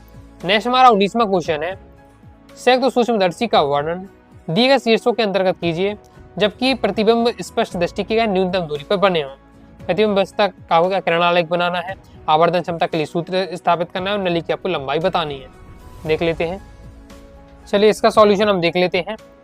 सबसे पहले आपको बताना संयुक्त सूक्ष्मदर्शी है। संयुक्त सूक्ष्मदर्शी होता क्या है, कम फोकस दूरी वाले दो उत्तल लेंसों से बने प्रकाशित यंत्र को क्या है संयुक्त सूक्ष्मदर्शी कहते हैं। इस सरल सूक्ष्मदर्शी हम बात करें तो एक ही लेंस का उपयोग होता है, जबकि संयुक्त सूक्ष्मदर्शी में दो लेंसों का उपयोग किया जाता है। फिर आवर्धन क्षमता हमें निकालनी पड़ती है, तो आवर्धन क्षमता में क्या पता होनी चाहिए। तो अंतिम प्रतिबिंब द्वारा नेत्र पर आंतरिक कोण, स्पष्ट दृष्टि की न्यूनतम दूरी पर स्थित वस्तु द्वारा नेत्र पर आंतरिक कोण के अनुपात को संयुक्त सूक्ष्मदर्शी की आवर्धन क्षमता कहते हैं, जिसे स्मॉल एम से हम प्रदर्शित करते हैं। फिर आपको ये क्या है चित्र बनाना है। इस तरीके से आपको चित्र बनाना है। यहाँ थोड़ा सा गलती क्या हो गई है, ये से आपको जो लेंस है वो जो नेत्रिका लेंस, देखिए जो नेत्र के पास लेंस होता है बड़ा वाला, ये नेत्रिका लेंस है, और जो दूसरा जो लेंस रहेगा वो अभिदर्शक लेंस कहलाता है। तो यहाँ थोड़ा जो हमारा नेत्रिका लेंस है थोड़ा सा छोटा होना चाहिए, ताकि ये क्या सीधी हो। ओके, ये सीधी लाइन में होने चाहिए। यहाँ तक आपका क्या पॉइंट होना चाहिए, यहाँ तक आपका क्या पॉइंट होना चाहिए। बाकी ये आपका डायग्राम बिल्कुल सही बना है। इसी तरीके से आपको एग्जाम में बनाना है। ओके, थोड़ा सा हम समझ लेते हैं तो आपको क्या है समझ में आ जाएगा क्या होता है। ए बी हमने एक वस्तु रखी है, एक मुख्य अक्ष हो जाती है। मुख्य अक्ष पर हमने एक वस्तु ए बी ली है। ए बी वस्तु हम जब रखते हैं तो एक तो हमारी जो क्या है रेखा वो सीधी चली जाती है, दूसरी हमारी क्या है एक रेखा तो फिक्स रहता है कि प्रकाश के केंद्र से आपकी निकल जानी है, दूसरी क्या है यहाँ से मुड़कर आपकी जाती है। जहाँ ये दोनों मिलती हैं हमारी क्या बन जाती है वस्तु का प्रतिबिंब बनता है। तो ए बी वस्तु अगर है हमारा तो इसका प्रतिबिंब अभिदर्शक लेंस से हमारा क्या इसका प्रतिबिंब क्या बनना है ए डैश A1 या B1 बन रहा है। ओके, A1 या B1 हमारा क्या बनना है A1 B1 हमारा प्रतिबिंब बन रहा है। ए बी वस्तु है तो अभिदर्शक लेंस के लिए जो प्रतिबिंब बन रहा है हमारा A1 B1 बन रहा है। क्लियर है। इसके बाद अगर हम क्या है नेत्रिका लेंस की बात करते हैं तो जब A1 और B1 जो प्रतिबिंब बना है नेत्रिका लेंस के लिए क्या भाई वस्तु का कार्य करेगा। नेत्रिका लेंस के लिए वस्तु का कार्य करेगा। जब वस्तु का कार्य करेगा तो इस प्रकार से रेखा किस पर आ जाएगी, एक तो आपकी सीधी निकल जाएगी, सीधी जाके यहाँ से मुड़ जाएगी। दूसरी आपकी क्या है प्रकाश से एक तो फिक्स रहती है, दो रेखाएं निकलती है, एक तो प्रकाश के केंद्र से जा नहीं जाना है, दूसरी आपको क्या है इसके किनारे से टकराकर निकल जाती है। इसके यहाँ होना चाहिए सीधे में होना चाहिए, सीधे में होना चाहिए। ये थोड़ा सा मिस्टेक हो गया। ओके, ये छोटा होता है बिल्कुल परफेक्ट से जाता सीधे में। ओके, अब ये दोनों साइड से मिल जाती हैं, लेकिन हम देखते हैं कि साइड जो रेखा निकल जाती है कहीं नहीं मिलेंगी, दोनों बाहर जा रही हैं, तो हम क्या पीछे के साइड इनको मिलाएंगे, क्योंकि जहाँ ये रेखाएं काटती हैं वहीं हमारा क्या प्रतिबिंब बनता है। आगे की ओर देखें तो ये तो क्या काटेंगी नहीं आगे की ओर, इसलिए हम क्या इनको पीछे मिलाते हैं। तो पीछे हम मिलाते हैं तो हमारा क्या है A2 पॉइंट पर यहाँ मिलेगा। ओके, A2 पॉइंट मिलेगा तो ये हमारा क्या बन जाएगा A2 B2 बन जाएगा, जो होगा हमारा प्रतिबिंब। तो किस प्रकार से क्या कहा जाएगा, जब जो हमारा AB वस्तु है ए बी वस्तु से जो हमारा अभिदर्शक लेंस से जो प्रतिबिंब बना है ए डैश बी डैश बना है। ए डैश बी डैश हमारा जो प्रतिबिंब है। अब अभिदर्शक नेतिका लेंस के लिए क्या है, वस्तु का कार्य करेगा। जब इसके लिए वस्तु का कार्य करेगा तो उससे जो प्रतिबिंब बनेगा ए टू बी टू बनता है। ये हमारा रहने वाला है, इतना क्लियर हो जाता है। इसके बाद हमने क्या है, ये सबको नाम दे दी कि क्या दूरी रहने वाली है। जो लेंस से वस्तु की दूरी को हम क्या है, यू से प्रदर्शित करते हैं। लेंस से प्रतिबिंब की दूरी को भी से प्रदर्शित करते हैं। ओके, अभिदर्शक के लिए का प्रयोग किया गया है, नीचे ई लिखा हुआ है अगर तो हम समझ जाएंगे कि नेतिका लेंस आई से, यानी नेतिका लेंस के लिए वो दूरी हमारी प्रदर्शित की जा रही है। क्लियर है। अब यहाँ से हम देख लेते हैं आवर्धन क्षमता सबसे पहले निकालनी है। तो आवर्धन क्षमता का फॉर्मूला होता है बराबर अंतःप्रेत द्वारा नेत्र पर आंतरिक कोण बटे होता है इस पर दृष्टि की न्यूनतम दूरी पर स्थित वस्तु द्वारा नेत्र पर आंतरिक कोण। ये कि जो अनुपात होता है ये हमारा क्या है, आवर्धन क्षमता है। आवर्धन क्षमता बराबर क्या हो जाएगा, बीटा अपॉन अल्फा हो जाएगा। ओके, अब अगर हमारा क्या हो जाता है, अल्फा जो बीटा है अगर मान के अत्यंत कम है तो हमारा टेन अल्फा की जगह हो जाएगा टेन अल्फा और बीटा की जगह हो जाएगा हमारा टेन बीटा। ओके, अब चित्र से हम देखते हैं क्रम से इनके मान निकालने, टेन बीटा का और टेन अल्फा का हमें क्या है मान लंब बटे आधार। ओके, तो ये डायग्राम देख सकते हैं। तो लंब हम इस वाले डायग्राम देखें ए डैश बी डैश या ए वन बी वन और ई का है हम। ओके, तो इस वाले हम जो समकोण त्रिभुज में देखते हैं तो ए वन और बी वन हमारा क्या हो जाएगा, ये हो जाएगा हमारा लंब और आधार क्या हो जाएगा, आधार हमारा हो जाएगा ई बी वन, तो ई बी वन हो जाता है। इस बार से यहाँ देखें अल्फा वाले में ये हमारा अल्फा वाला रहने वाला है समकोण त्रिभुज। तो लंब बटे आधार, तो लंब हो जाएगा हमारा ए बी, आधार हो जाएगा ओ बी। ओ बी की हम बात करते हैं तो हमारा क्या हो जाएगा डी वैल्यू है, तो इसके का डी हमने यहाँ रख लिया। अब इसके बाद हमें क्या इनकी वैल्यू क्या है समीकरण 1 से में रख देनी है। समीकरण 1 में रख दिया है तो ये हमारा आ जाता है। इसके बाद हम समरूप जो हमारे दो त्रिभुज हैं उनको लेते हैं। तो अगर दो त्रिभुज क्या समरूप होते हैं तो उनकी संगत भुजाएं क्या होती है, समानुपात में होती है। तो इसी बार से दो समरूप त्रिभुज कौन कौन से लिए हैं, A1 O B1 लिया हुआ है, A1 O B1। तो A1 O B1 ये वाला त्रिभुज लिया गया है। दूसरा हमने त्रिभुज लिया हुआ है AOB, ये वाला त्रिभुज और ये वाला त्रिभुज दोनों क्या है समरूप है। तो इनकी संगत जो भुजाएं होंगी वो क्या अनुपात में रहने वाली है। ये हमारा रहने वाला है। अब समीकरण 2 से हम क्या निकाल लेते हैं।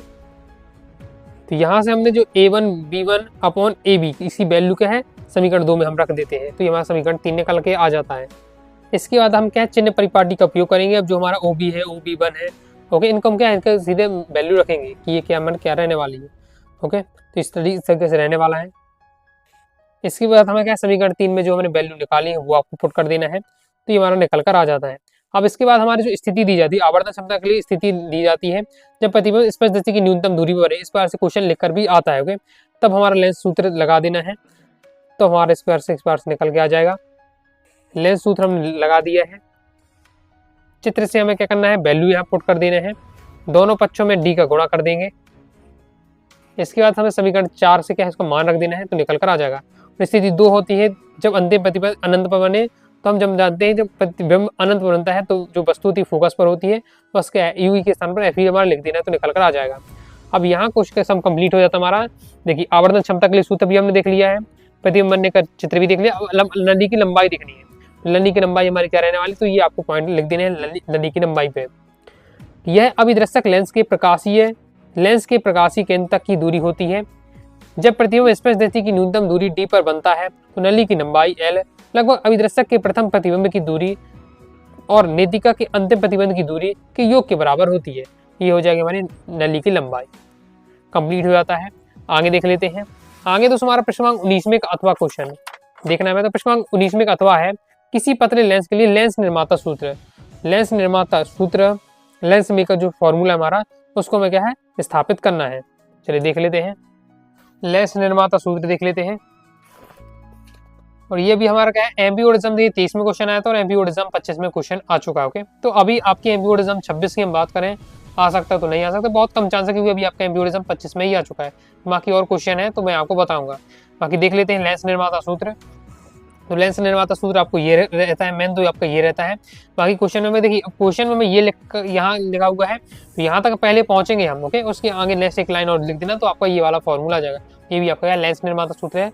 ओके, मेन तो आपका ये यूज होता है जब न्यूमेरिकल वगैरह करते हैं। इसके आगे हमारा ये भी लेंस निर्माता सूत्र है। क्रम से देखेंगे। ओके, डायग्राम की हम बात करते हैं। एक तो आपका उत्तल लेंस के लिए रहता है, उत्तल लेंस के लिए रहता है। ओके, मैन तो आपको एक ही लेखा का निजाम में दोनों नहीं बनाना है, केवल एक ही बनाना है उत्तर लेंस के लिए। ओके, उत्तर लेंस के लिए मैन आपको पूछा जाता है, बाकी लिखा भी आ जाता है, नहीं भी लिखा रहता है, तो उत्तर लेंस का मैन आपको तैयार होना ही चाहिए।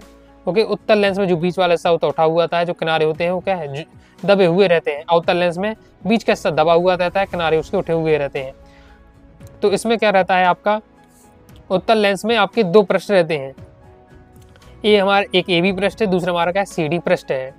तो अगर हमारा क्या है जो वस्तु है ओ बिंदु पर रखी है, तो प्रतिबिंब हमारा जो बनने वाला है, तो प्रतिबिंब बनेगा I2 पर। ओके, ए बी सतह है हमारा और वो वस्तु रखी हुई है, तो ए बी सतह के कारण हमारा जो प्रतिबिंब बनेगा क्या बनने वाला है, हमारा I2 बनने वाला, मतलब आभासी प्रतिबिंब बनेगा। ओके, इसके बाद जब हमारा I2 है, ये क्या करता है वस्तु का कार्य करता है, सी डी पृष्ठ के लिए क्या है वस्तु का कार्य करेगा, तब इसका प्रतिबिंब बनेगा वो किसमें बनेगा, I पर बनने वाला है, तो वास्तविक प्रतिबिंब हमारा बनेगा। ओके, और बाकी हमारा क्या है यू रहने वाली, लेंस से वस्तु तक की दूरी, लेंस की प्रतिबिंब की दूरी भी रहने वाली है, ये आपका रहने ही वाला है।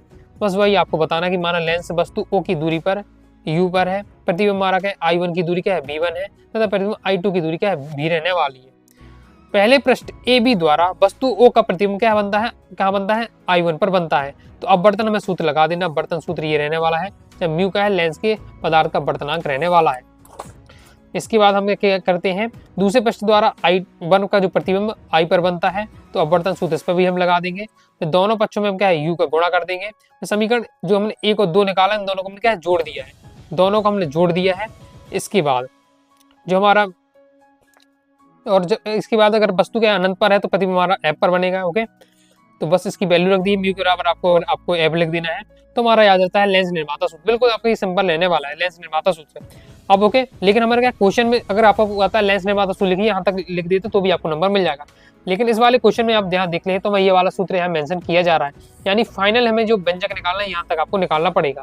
तो हमें क्या करना है, देखिए समीकरण 3 और समीकरण 4 को देखिए, समीकरण 3 और 4 को देखिए, RHS बराबर है तो LHS बराबर होगा, हमारा निकल कर आ जाता है, ये भी हमारा लेंस निर्माता सूत्र, तो एक ही आपका रहने वाला है। ओके, तो यहाँ यही हमको क्या है देखिए क्वेश्चन में हमसे पूछा जा रहा था, तो कंप्लीट हो जाता है, ये हमारा हो जाता है लेंस निर्माता सूत्र। और लास्ट में हमारा क्वेश्चन रह जाता है पृष्ठ क्रमांक 20वां, तो इसे भी हम देख लेते हैं। लास्ट वाला जो हमारा क्वेश्चन है अर्धचालक वाले चैप्टर से लिया गया है। क्वेश्चन क्या हमारा, दृष्टिकरण के परिभाषा लिखिए, पीएन संधि डायोड का पूर्ण तरंग दृष्टिकारी के रूप में उपयोग का वर्णन निम्न शीर्षों के अंतर्गत दीजिए। विद्युत परिपथ बनाइए, कार्य विधि, निवेशी और निर्गत सिंगलर के क्या तरंग रूप बनाइए। चलिए देख लेते हैं। अर्धचालक वाले यहाँ से दोस्तों आप मॉडल पेपर समझ सकते हैं कि जो अर्धचालक वाला लास्ट वाला हमारा सबसे लास्ट वाला चैप्टर है, यहाँ से दोस्तों आपका लॉन्ग टाइम का क्वेश्चन आएगा, 4 नंबर का क्वेश्चन आना फिक्स है। कौन कौन से क्वेश्चन बन सकते हैं एक बार हम शॉर्ट में देखें तो पहला तो आपका यही टॉपिक हो रहा है दृष्टिकारी क्या है। दृष्टिकारी के आपके 2 क्वेश्चन बनते हैं, पीएन संधि डायोड का पूर्ण तरंग दृष्टिकारी, पीएन संधि डायोड का अर्ध तरंग दृष्टिकारी। एक तो आपके 2 क्वेश्चन बन सकते हैं। तो जैसे भी मॉडल पेपर में पूछा जा रहा है कि पूर्ण तरंग दृष्टिकारी के रूप में, इसी बार से आपको क्वेश्चन आ सकता है अर्ध तरंग दृष्टिकारी का वर्णन इन पॉइंटों के आधार पर कीजिए। तो 2 क्वेश्चन आपको ये बन जाते हैं, एक पूर्ण तरंग दृष्टिकारी का पूरा वर्णन आपको सीखना है, परिपथ, कार्य विधि, निर्वेशी और निर्गत सिग्नल का तरंग रूप। इसी के बाद आपको पीएन संधि डायोड की अग्रमीति और पश्चिमी का तैयार करके रखना है। अर्धचालक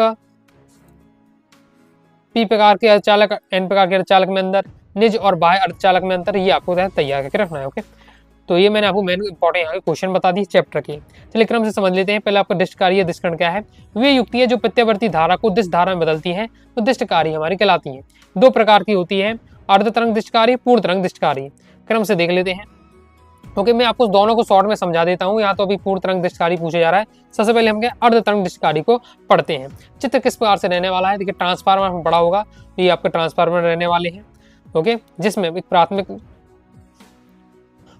जो हमारा प्राथमिक कुंडली होती है, प्राथमिक कुंडली में क्या है प्रत्यावर्ती निवेशी वोल्टेज दिया जाता है। तो द्वितीय कुंडली में हमारी क्या धारा प्रवाहित होती है। ओके, द्वितीय कुंडली में हमने क्या है पीएन संधि डायोड जोड़ दिया है ऊपर की ओर। इसके साथ ही RL का है हमारा लोड प्रतिरोध RL हमें श्रेणी क्रम में जोड़ा गया है। ये आपका डायग्राम रहने वाला है।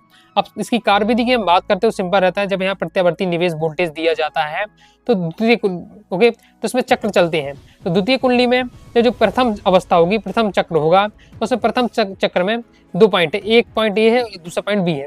तो पहला पॉइंट प्रथम चक्र में पहला पॉइंट क्या है धनात्मक हो जाता है, दूसरा जो हमारा सिरा है बी ये हमारा ऋणात्मक हो जाता है। जब बिंदु ए धनात्मक होता है तो यहाँ हमारा क्या है संधि डायोड जोड़ा गया है। तो संधि डायोड में हमारा ये क्या कहलाता है, ये भी ये पक्ष भी क्या धनात्मक होता है, तो इसलिए ये हमारा क्या कहलाता है। तो पीएन संधि जो डायोड होता है हमारा अग्रनदीय के रूप में क्या कार्य करने लगता है।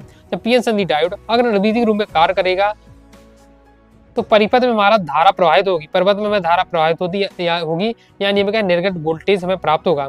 अभी अगर हो सकता है अगर आप पहली बार पढ़े तो आपको समझने दिक्कत होगी, क्योंकि इस टॉपिक को समझने से पढ़े, यानी अर्ध तरंग दृष्टिकारी और पूर्ण तरंग दृष्टिकारी को समझने से पहले आपको क्या है अग्रमनीति और पश्चमनीति को समझना जरूरी है। ओके, तो लेकिन ये क्वेश्चन बाद में दिया है तो इसे मैं आगे बता दूंगा। तो ये आपको याद रखना है। जो प्रथम अवस्था होती है, प्रथम अवस्था में बिंदु एक है जब धनात्मक होता है तो पीएन संधि हमारा जो होता है वो अग्रमनीति के रूप में कार्य करता है, क्योंकि ये भी हमारा धनात्मक होता है। ओके, तो ये धनात्मक होने से ये हमारा अग्रमनीति के रूप में कार्य करता है। अग्रमनीति के जब रूप में कार्य करेगा तो परिपथ में धारा प्रवाहित होगी, RL जो हमारा लोड प्रतिरोध है यहाँ भी हमें क्या धारा प्राप्त होगी। जब दूसरा चक्र आएगा, दूसरे चक्र में हमारा जो ए ऋणात्मक हो जाता है, बी धनात्मक हो जाता है। तो ओके, जब ए ऋणात्मक होगा तो ये हमारा जो पीएन संधि डायोड है पश्च अवनीति के रूप में कार्य करेगा। जब पश्च अवनीति के रूप में कार्य करता है तो पश्च अवनीति हम जानते हैं कि पश्च अवनीति में क्या है धारा प्रवाहित नहीं होती है, इसलिए हमारा क्या है परिपथ में कोई भी धारा प्रभावित नहीं होगी। तो बस ये क्रम इसी पार चलता है कि पहले चरण में धारा प्रवाहित होगी, दूसरे में नहीं होगी, तीसरे में होगी, चौथे में नहीं होगी, पांचवें में आपकी होगी, छठवें में नहीं होगी। ये आपका सिस्टम चलता रहता है। इसी पार से फिर हमें क्या है, यही हमारी कार्यविधि रहने वाली है। कार्यविधि किस प्रकार से आपको लिखना है तो ये आपका दिया हुआ है, पढ़ते ही आपको यहाँ समझ में आ जाए। जो मैंने आपको समझाया है वही आपके यहाँ रहने वाली है। अब इसके निवेशी और निर्गत सिग्नल किस प्रकार से होने वाला तो इस प्रकार से आपके रहने वाले हैं। सिंपल है। निवेशी में देखिए क्या है, जब हम धारा तो हम लगातार देते ही जाते हैं, इसलिए हमारे क्या हर चरण में क्या निवेशी धारा हमारी दिख रही है। तो इसका जो आपका ग्राफ होगा ऊपर नीचे इस प्रकार से आपका रहने वाला है। फिर हम निर्गत प्रत्यावर्ती सिग्नल देखते हैं। तो पहली अवस्था में प्राप्त हुआ, दूसरे में कुछ प्राप्त नहीं, तीसरे में प्राप्त हुआ, चौथे में कुछ प्राप्त नहीं हुआ, तो इस प्रकार से हमारा रहने वाला है। तो ये हमारा निवेशी और निर्गत सिग्नल का तरंग रूप है। तो ये मैंने आपको समझा दिया है। अर्ध तरंग दृष्टिकारी, अब हम देखने वाले हैं पूर्ण तरंग दृष्टिकारी। ये दोस्तों हमारा दिया हुआ पूर्ण तरंग दृष्टिकारी, इसे देख लेते जो कि हमसे क्या क्वेश्चन में पूछा जा रहा है। पूर्ण तरंग दृष्टिकारी का जो हमारी संरचना हो इस प्रकार से हमारी रहने वाली है। बस इसमें कुछ नहीं किया जाता है। देखिए पूर्ण तरंग दृष्टिकारी में क्या है, दोनों लाइनों में आपका संधि डायोड जोड़ दिया जाता है। दोनों पीएन संधि डायोड जो है दोनों में जोड़ दिया गया है। अब पीएन संधि डायोड दोनों स्थिति में जोड़ दिए हैं तो यहाँ हर अवस्था में हर चरण में क्या है धारा प्राप्त होती है, हर चरण में धारा प्राप्त होती है, इसलिए नाम ही है पूर्ण तरंग दृष्टिकारी। ओके, तो इसमें क्या होता है, जब हम जो प्राथमिक कुंडली में धारा देते हैं, प्रत्यावर्ती निवेशित वोल्टेज देते हैं, धारा देते हैं, तो द्वितीय कुंडली में जो हमारा ए सिरा होता है धनात्मक, बी सिरा हमारा क्या ऋणात्मक हो जाता है। ए सिरात्मक धनात्मक होने से जो हमारा पीएन संधि डायोड है, क्योंकि ये D1 है। ओके, D1 वाला पीएन संधि डायोड है, ये अग्रमनीति के रूप में कार्य करता है, जबकि जो दूसरा हमारा डायोड है क्योंकि D2 पीएन संधि डायोड है दूसरा वाला, ये हमारा पश्च अवनीति के रूप में कार्य करता है। जो अग्रमनीति रूप में कार्य करता है पहला वाला डायोड, इसलिए क्या है यहाँ धारा प्रवाहित होती है, जबकि दूसरा जो डायोड है हमारा पश्च अवनीति के रूप में कार्य करता है, इसलिए धारा प्रवाहित नहीं होती है। तो हम देखते हैं तो पहले वाली लाइन से यहाँ से आपकी धारा आ रही है, दूसरे नीचे से धारा नहीं आ रही है। ओके, तो लेकिन ओवरऑल हम देखें तो जो हमारा निर्गत वोल्टेज है वो तो हमें प्राप्त हो रहा है, क्योंकि एक दे रहा है दूसरा नहीं दे रहा है। तो जो हमारे निर्गत वोल्टेज में जो RL लोड प्रतिरोध है यहाँ तो हमें धारा प्राप्त होगी, यानी हमें प्रथम चरण में क्या धारा प्राप्त हुई। ओके, अब दूसरा चरण हम देखते हैं। तो दूसरा चरण में हमारा क्या होगा, दूसरी अवस्था में जो ए बिंदु होगा ये ऋणात्मक हो जाएगा, बी बिंदु धनात्मक हो जाएगा। इसलिए जब ए बिंदु हमारा ऋणात्मक है तो हमारा जो D1 है, जो डायोड है पहला वाला डायोड, ये पश्च अवनीति होता है, इसलिए ये यहाँ से धारा नहीं मिलती है। लेकिन जो हमारा दूसरा डायोड धनात्मक होने के कारण जो दूसरा डायोड है ये हमारा अग्रमनीति के रूप में कार्य करता है, तो यहाँ हमें धारा प्राप्त होती है। जब धारा प्राप्त होगी तो दूसरे वाले में धारा प्राप्त हो रही है। ओके, इस प्रकार से हम देखें इस वाले सिस्टम में पहले से धारा प्राप्त नहीं हो रही, लेकिन दूसरे वाले नीचे से हमें धारा मिल रही है। लेकिन निर्गत वोल्टेज की बात करें तो धारा तो यहाँ में लास्ट में क्या है, ओवरऑल हम देखें पहले से नहीं दी, दूसरे वाले धारा दी, तो धारा तो हमें प्राप्त हो रही है, दूसरी अवस्था में धारा प्राप्त हो रही है। तो सेम इसी बात से चलता जाता है, यानी पूर्ण तरंग दृष्टिकारी की हर अवस्था में क्या है धारा प्राप्त होती है। क्योंकि एक अग्रमनीति रूप में होगा, दूसरा पश्च अवनीति में, दूसरी अवस्था में दूसरा पश्च अवनीति, पहला बार अग्रमनीति, यानी धारा में क्या प्राप्त होती रहती है। तो ये हमारा हो जाएगा पूर्ण तरंग दृष्टिकारी। डायग्राम देख लिए, ये बनावट यहाँ लिखी हुई बनावट के बारे में। बाकी क्वेश्चन में हम देखें तो संरचना नहीं पूछा जाता, तो आपको क्या स्किप कर देना, केवल आपको डायग्राम सीखना है। कार्य विधि पूछी जाती है तो जो मैंने आपको समझाया वही आपकी रहने वाली है, पढ़ते ही आपको यहाँ समझ में आ जाएगा। जो मैंने आपको बातें बताई है वही यहाँ लिखी हुई है, तो आप लिख लीजिएगा। संरचना तो नहीं आता, मैंने आपको चित्र सीख लीजिएगा, कार्य विधि देख लेना है, फिर आपका निवेशी और निर्गत सिग्नल। ओके, कार्य विधि भी ऐसा नहीं कि आपको रटना है, जो आप चित्र बनाते हैं समझ के जो मैंने आपको समझाया वही बातें आपको यहाँ लिख देनी है। तो यहाँ आप देख सकते हैं इसका चित्र किस प्रकार से है। निवेशी के में तो यहाँ मिल ही रहा है, और निर्गत में भी हम देखें तो हर चरण में अवस्था में क्या हमें धारा प्राप्त हो रही है, क्योंकि अर्धतरंग दिशकारी में एक में प्राप्त होती है, दूसरे में नहीं होती, तीसरे में प्राप्त होती, चौथे में नहीं होती थी। तो ये हो जाता है हमारा अर्धतरंग दिशकारी, पूर्णतरंग दिशकारी। एक बार से मैंने आपको अच्छे से समझा ही दिया है दोनों। ओके, बाकी अलग से मैं आप कहेंगे तो अलग से मैं आपको आगे वीडियो बनाकर समझा दूंगा। ये हमारा कंप्लीट हो जाता है। अब नेक्स्ट हमारा अथवा क्वेश्चन आ जाता है, पीएन संधि डायोड का अग्रमनीति और पश्चमनीति में विद्युत परिपथ बनाते हुए इसकी कार्यविधि लिखिए। तो चलिए समझ लेते हैं पीएन संधि डायोड की अग्रमनीति और पश्चमनीति। देखिए अग्रमनीति और पश्चमनीति समझना है तो पहले हमें पीएन संधि डायोड के बारे में पता होना चाहिए। पीएन संधि नाम में ही पीएन यानी पी और एन की क्या है, संधि हो गई, जुड़ा हो गया है। ओके, दोनों का विलय हो गया है, तो पीएन संधि। ओके, दोनों का जुड़ा, संधि यानी क्या होता है, दोनों का जुड़ा हो चुका है। तो पी और एन दोनों मिल गए हैं अर्धचालक।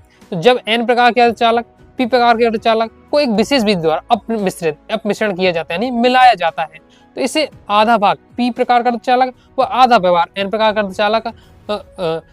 अर्धचालक हो जाता है। जिसे हम क्या है, पीएन संधि कहलाता हमारा। सिंपल है, पीएन संधि पी प्रकार के अर्धचालक और एन प्रकार के अर्धचालक अगर मिल जा रहे हैं तो ये हमारा पीएन संधि कहलाता है। सिंपल है।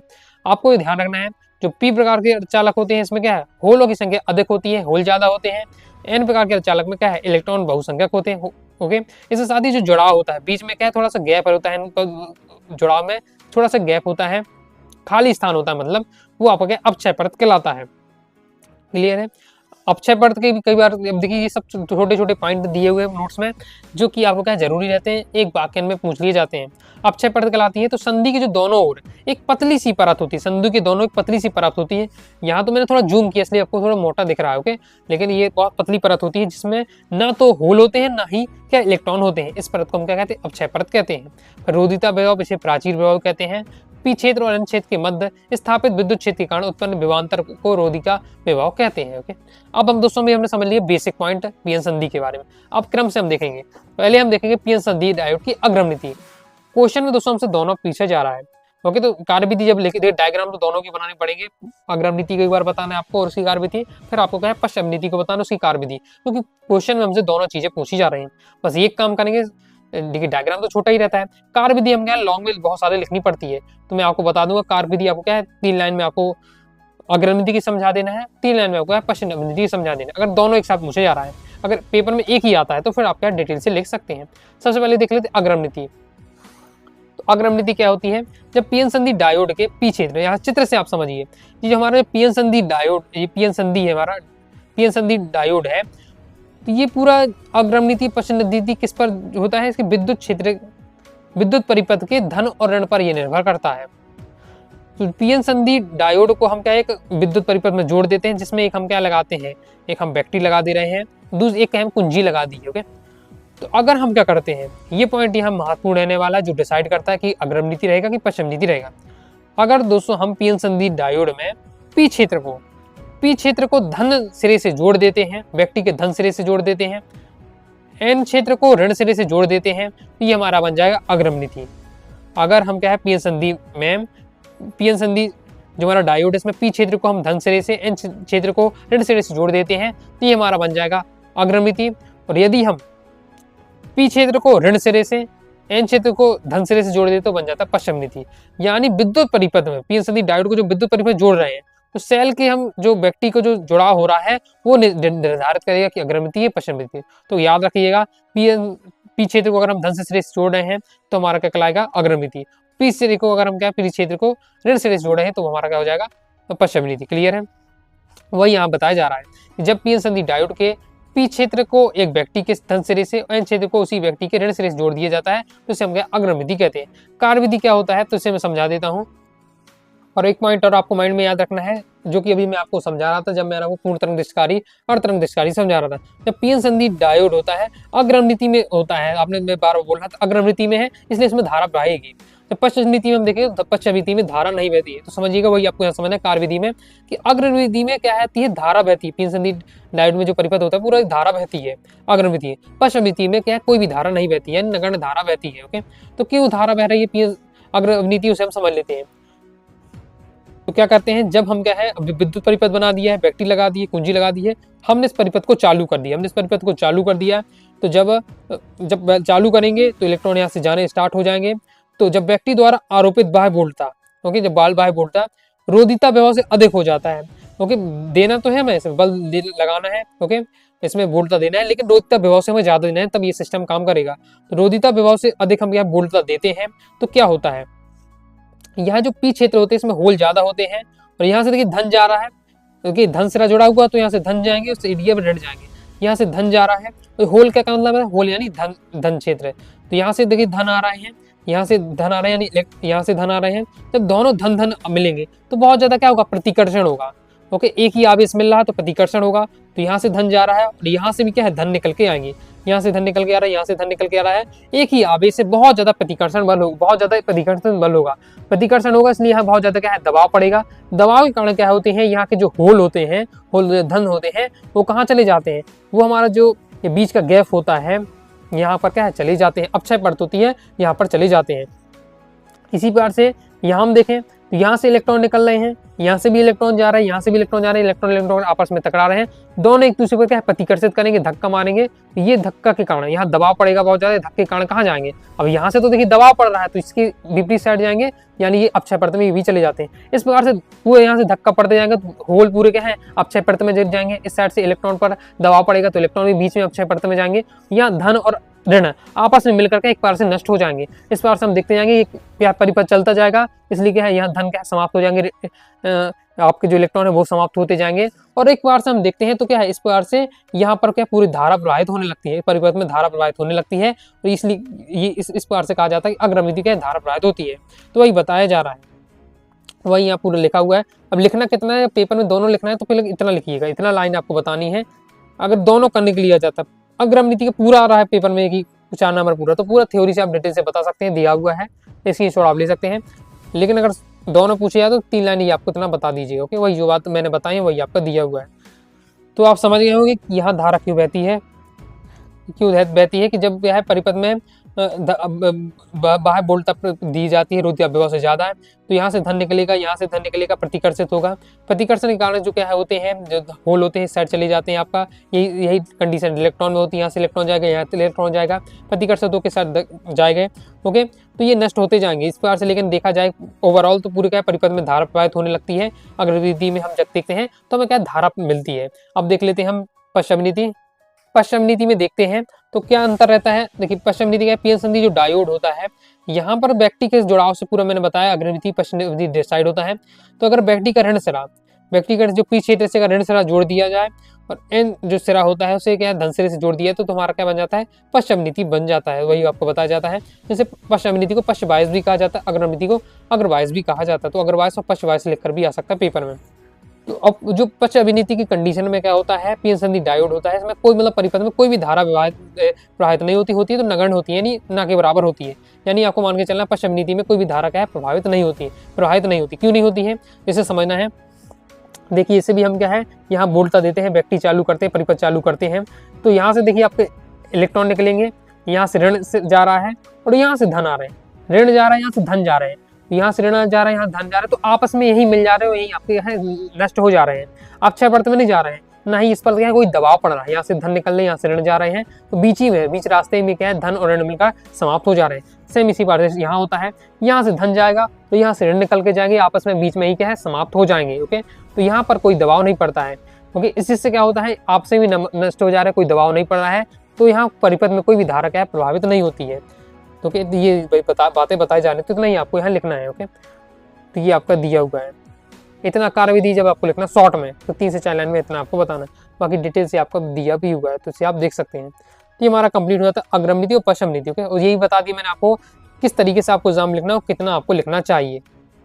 इस प्रकार से दोस्तों मैंने आपको क्लास 12 के फिजिक्स के इस कंप्लीट ऑफिशियल जो एमपी बोर्ड का मॉडल पेपर था इसका सॉल्यूशन करा दिया, सभी क्वेश्चन को मैंने आपको कवर करा दिया है। आप पीडीएफ चाहते हैं तो आप क्या है प्ले स्टोर से ऐप डाउनलोड कर लीजिएगा, कोर्स स्टूडेंट है, बैच स्टूडेंट, तो पीडीएफ आपको मिल जाएगी। बाकी अलग से भी पीडीएफ दी रहती है, तो वहाँ से भी आप क्या है जाकर ले सकते हैं। बाकी प्रॉपर तैयारी करना चाहते हैं तो प्ले स्टोर से अनुराग स्टडी क्लास ऐप डाउनलोड कर लीजिएगा और साइंस ब्रह्मास्त्र बैच आपको ज्वाइन कर लेना है। कंप्लीट आपको क्या है पीडीएफ मटेरियल मिल जाएगा और प्रॉपर आपकी तैयारी हो जाएगी। तो आई होप दोस्तों आपको वीडियो पसंद है, लाइक करके सब्सक्राइब जरूर कर दीजिएगा। इसके साथ ही दोस्तों टेलीग्राम चैनल व्हाट्सएप को ज्वाइन कर लीजिएगा। डाउट आता है कमेंट से आप जरूर पूछिएगा। मिलते हैं नेक्स्ट वीडियो में, तब तक के लिए बाय बाय।